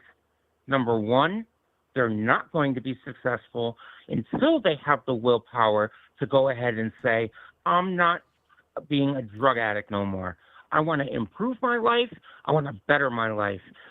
ABL, do you know how I got off of all my psych meds after being on them for 36 years? How's that? I said to myself 3 months before my 40th birthday, I need to change. My life sucks. I'm depressed all the time. I'm sad all the time. I'm anxious all the time. So I had a heart-to-heart with God, and I said to him, please help me get through this. I stopped cold turkey, 8 different SSRIs. After 36 years of being on them. I've been on psych meds since the age of 6. Yeah, Yale Child Study Centers in Yale, New Haven, Connecticut. They took care of me when I was 6 until I was the age of 13. Then I got transferred over to somebody else. But look, I said to myself, I want to change. I want better in my life. I hate feeling the way I'm feeling all the time.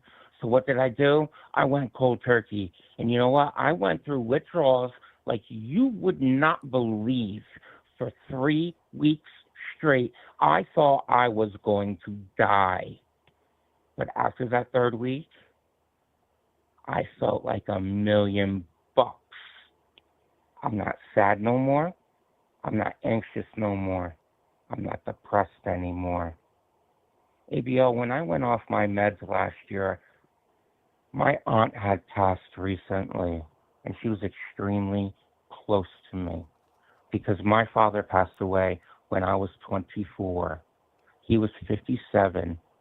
He was exposed to Agent Orange. Hold on. I'm gonna cut you off, but I got like a little bit of time left. So, okay, all right, I understand. Next week I'll call in about the big beautiful bill, because there is a ton of stuff in there that helps out the American people. Ton of it. And it ranges from lower class to middle class and somewhat higher upper class people when you have businesses. But yes, that bill covers every aspect of America's people. That bill is a godsend to this country. Right on, man. Thank you. And I thank President Trump for everything. It is a blessing we have him as our president, because if it was Kamala Harris, this place, we would have been nuked. Right on. I'm with you, man. Thank you for your call. I appreciate it. It's all good. It's all good. ABL, thank you. All right. Appreciate it. All right. Thank you for the call. All right. Shout out to the call. A good call. Let's keep on going here. Let's go 945 on line. Who am I speaking to? Hey, ABL. Thanks for everything you do. I just want to respond to the caller that called in previously before the one we just listened to. He asked about what was good in the big, beautiful bill. And I know everyone was talking about that. The first thing that came to my mind was the fact that NFA items. Okay. Can you break it down for us? Yes, and what I mean by that is, I don't know if some of you are familiar with like SBR, suppressors, things like that. You have to go through a registration process of paying $200, get your fingerprints, things like that.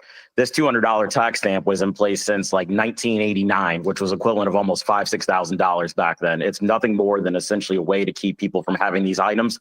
The big beautiful bill had it in there to remove the actual tax stamp, so paying the $200. So nowadays, if you want to go out and get a suppressor, or if you want to go out and get a short barrel rifle, you can now do that with just the registration, but not have to pay the $200 tax stamp. And just to bring up another point as well, I used to live in LA, Garden Grove, and it was a dump. And this was 10 years ago. And the one caller that seemed to have a really big issue, it seemed like with anybody that was running for mayor in LA. And my question to him is, what do you have to lose? You've been voting the same way that, for hundreds of years, essentially. Nothing has changed. People come in, they give you promises, and LA is still dirty. How do you have one of the best economies in the world for a state, but yet you have all this disease and all this homelessness?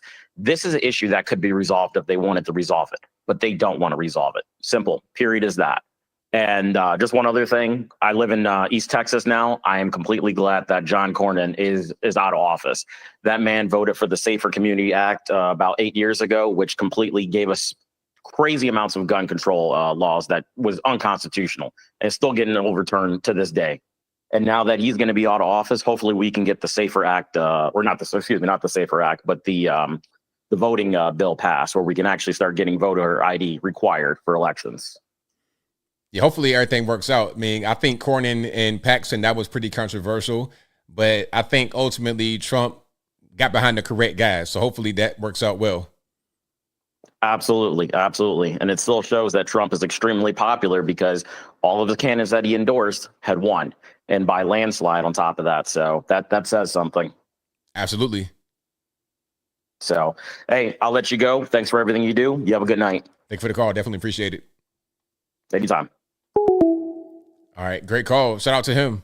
Yeah, I was watching that Cornyn Paxton situation, and they say Paxton has controversy and stuff like this. But, I mean, nowadays, who doesn't have controversy? Everybody got some kind of stuff with him. I think some are better at being able to conceal it than others. Like Barack Obama, you had some issues with him. Oh, he's the first no controversy president. Well, I'm sure he has no controversy.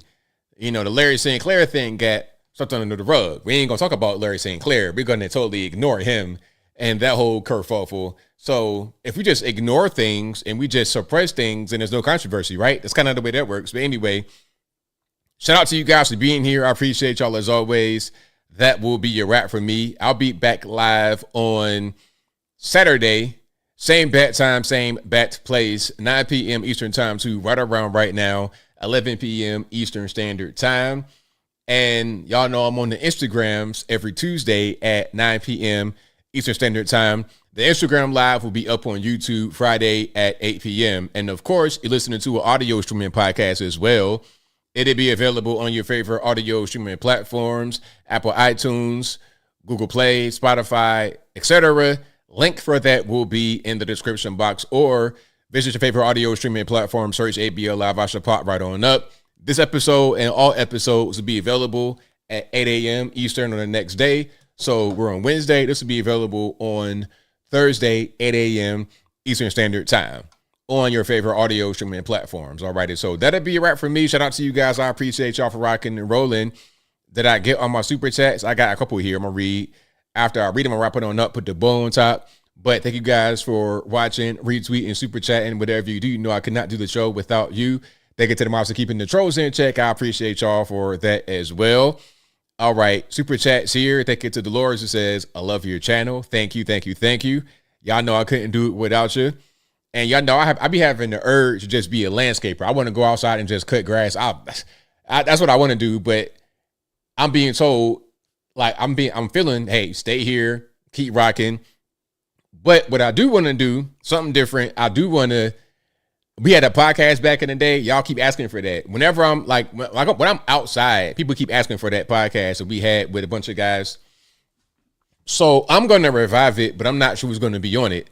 So I want to ask you guys, and I may do maybe a members only question or something like this. But since you guys are here late on the show, you guys are really tapped in and locked in. So when I revive the podcast with other people on it, who should I get to be on the show as a consistent regular guest? Now, of course, I would love to have B. Tatum, but I know he's busy. B. Tatum got a whole empire to run, so I might not be an option that will be available all the time. But I would love to have him on the show. But as far as anybody that you know, maybe like an up-and-coming person, somebody that you like to watch, somebody that I might not know about, who do you think would be a good fit for a podcast with me, maybe like 2 or 3 other guys? I might do 2 other guys, like a Uncle Nocho with Joe, like 3 guys, maybe 4 on the podcast. Who would you want to have on it? That's going to be my next thing that I do. So y'all look out for that. And I ain't going to say when it's going to happen or who or what, and y'all will see. Y'all will most certainly see. So I'm going to read some of these, and then I'll wrap it on up, put the bow on top. Thank you to Taylor Langley Fitness, who says, funny how homeless is a complex issue, yet Gavin Clem, San Francisco, real quick, when his globalist buddies came into town, that's right, when Xi Jinping came into town, all of a sudden, it was not a complex issue to eradicate homelessness. All of a sudden, it was beautiful in San Francisco. Imagine that. So BCP busy. He busy too, though, but I like BCP. Nick Shirley would be good for a guest. Y'all getting me the heavy hitters. Alex Jones. Nah, I ain't leaving y'all. I would never leave y'all. I would never. Hannity, Jeremy Hambley. Is that a joke? Candace Owens. Hey, I told y'all about Candace. Like, if you watch Candace as a man, I don't understand what you're doing. If you're a woman, I get it. But if you're a man watching Candace, y'all got to stop listening to women on these podcasts. To my men out there, to the women, it's okay. You know, it's girl talk. You know what I mean? It's like watching a chick flick. That's what you're supposed to do. But why would a man, if you're a man just on the couch watching chick flicks, unironically, and you're heterosexual, I don't understand what you're doing. But anyway, shout out to Candace, though. But, of course, I cannot watch stuff like that. See, y'all give me Joe Rogan, Gutfeld. Come on now. Come on now. You know I can't get them. But Greg, I might be able to get Greg, maybe. But I know he's busy, too. Anton too busy. Yeah, Anton got some other kind of stuff going on, too. Yeah, I can't. Anchorman would be a good person to have on. Maybe like a guest. Shout out to Anchorman if you're watching, bro. I be seeing you on the YouTubes with your shorts and you got your big beard. Hey, Anchorman, if you can hear me, cut that beard down, bro. Make it a little bit more sexy. You know what I'm saying? You're looking like, you know what I mean? Ted Kaczynski. I'm just playing, Anchorman. Don't get mad at me. The quartering. Now, we got to have some cultural relevance, some cultural connection. I don't know if me and the quartering going to be able to, you know what I'm saying? But he cool, though. I would never get Nick Fuentes. I'm not trying to get, you know what I mean? Yeah, that's not going to be a good fit. Andrew Bronco, I don't like Andrew Bronco. He's also a troll. The Twins, I like to get the Twins on for a show. I got to go back to do their podcast out there in Vegas too. That was one of my favorite ones that I've done. What would I speak on topics wise? Righteous Touch. It's whatever will come up. Anything that's current events, anything.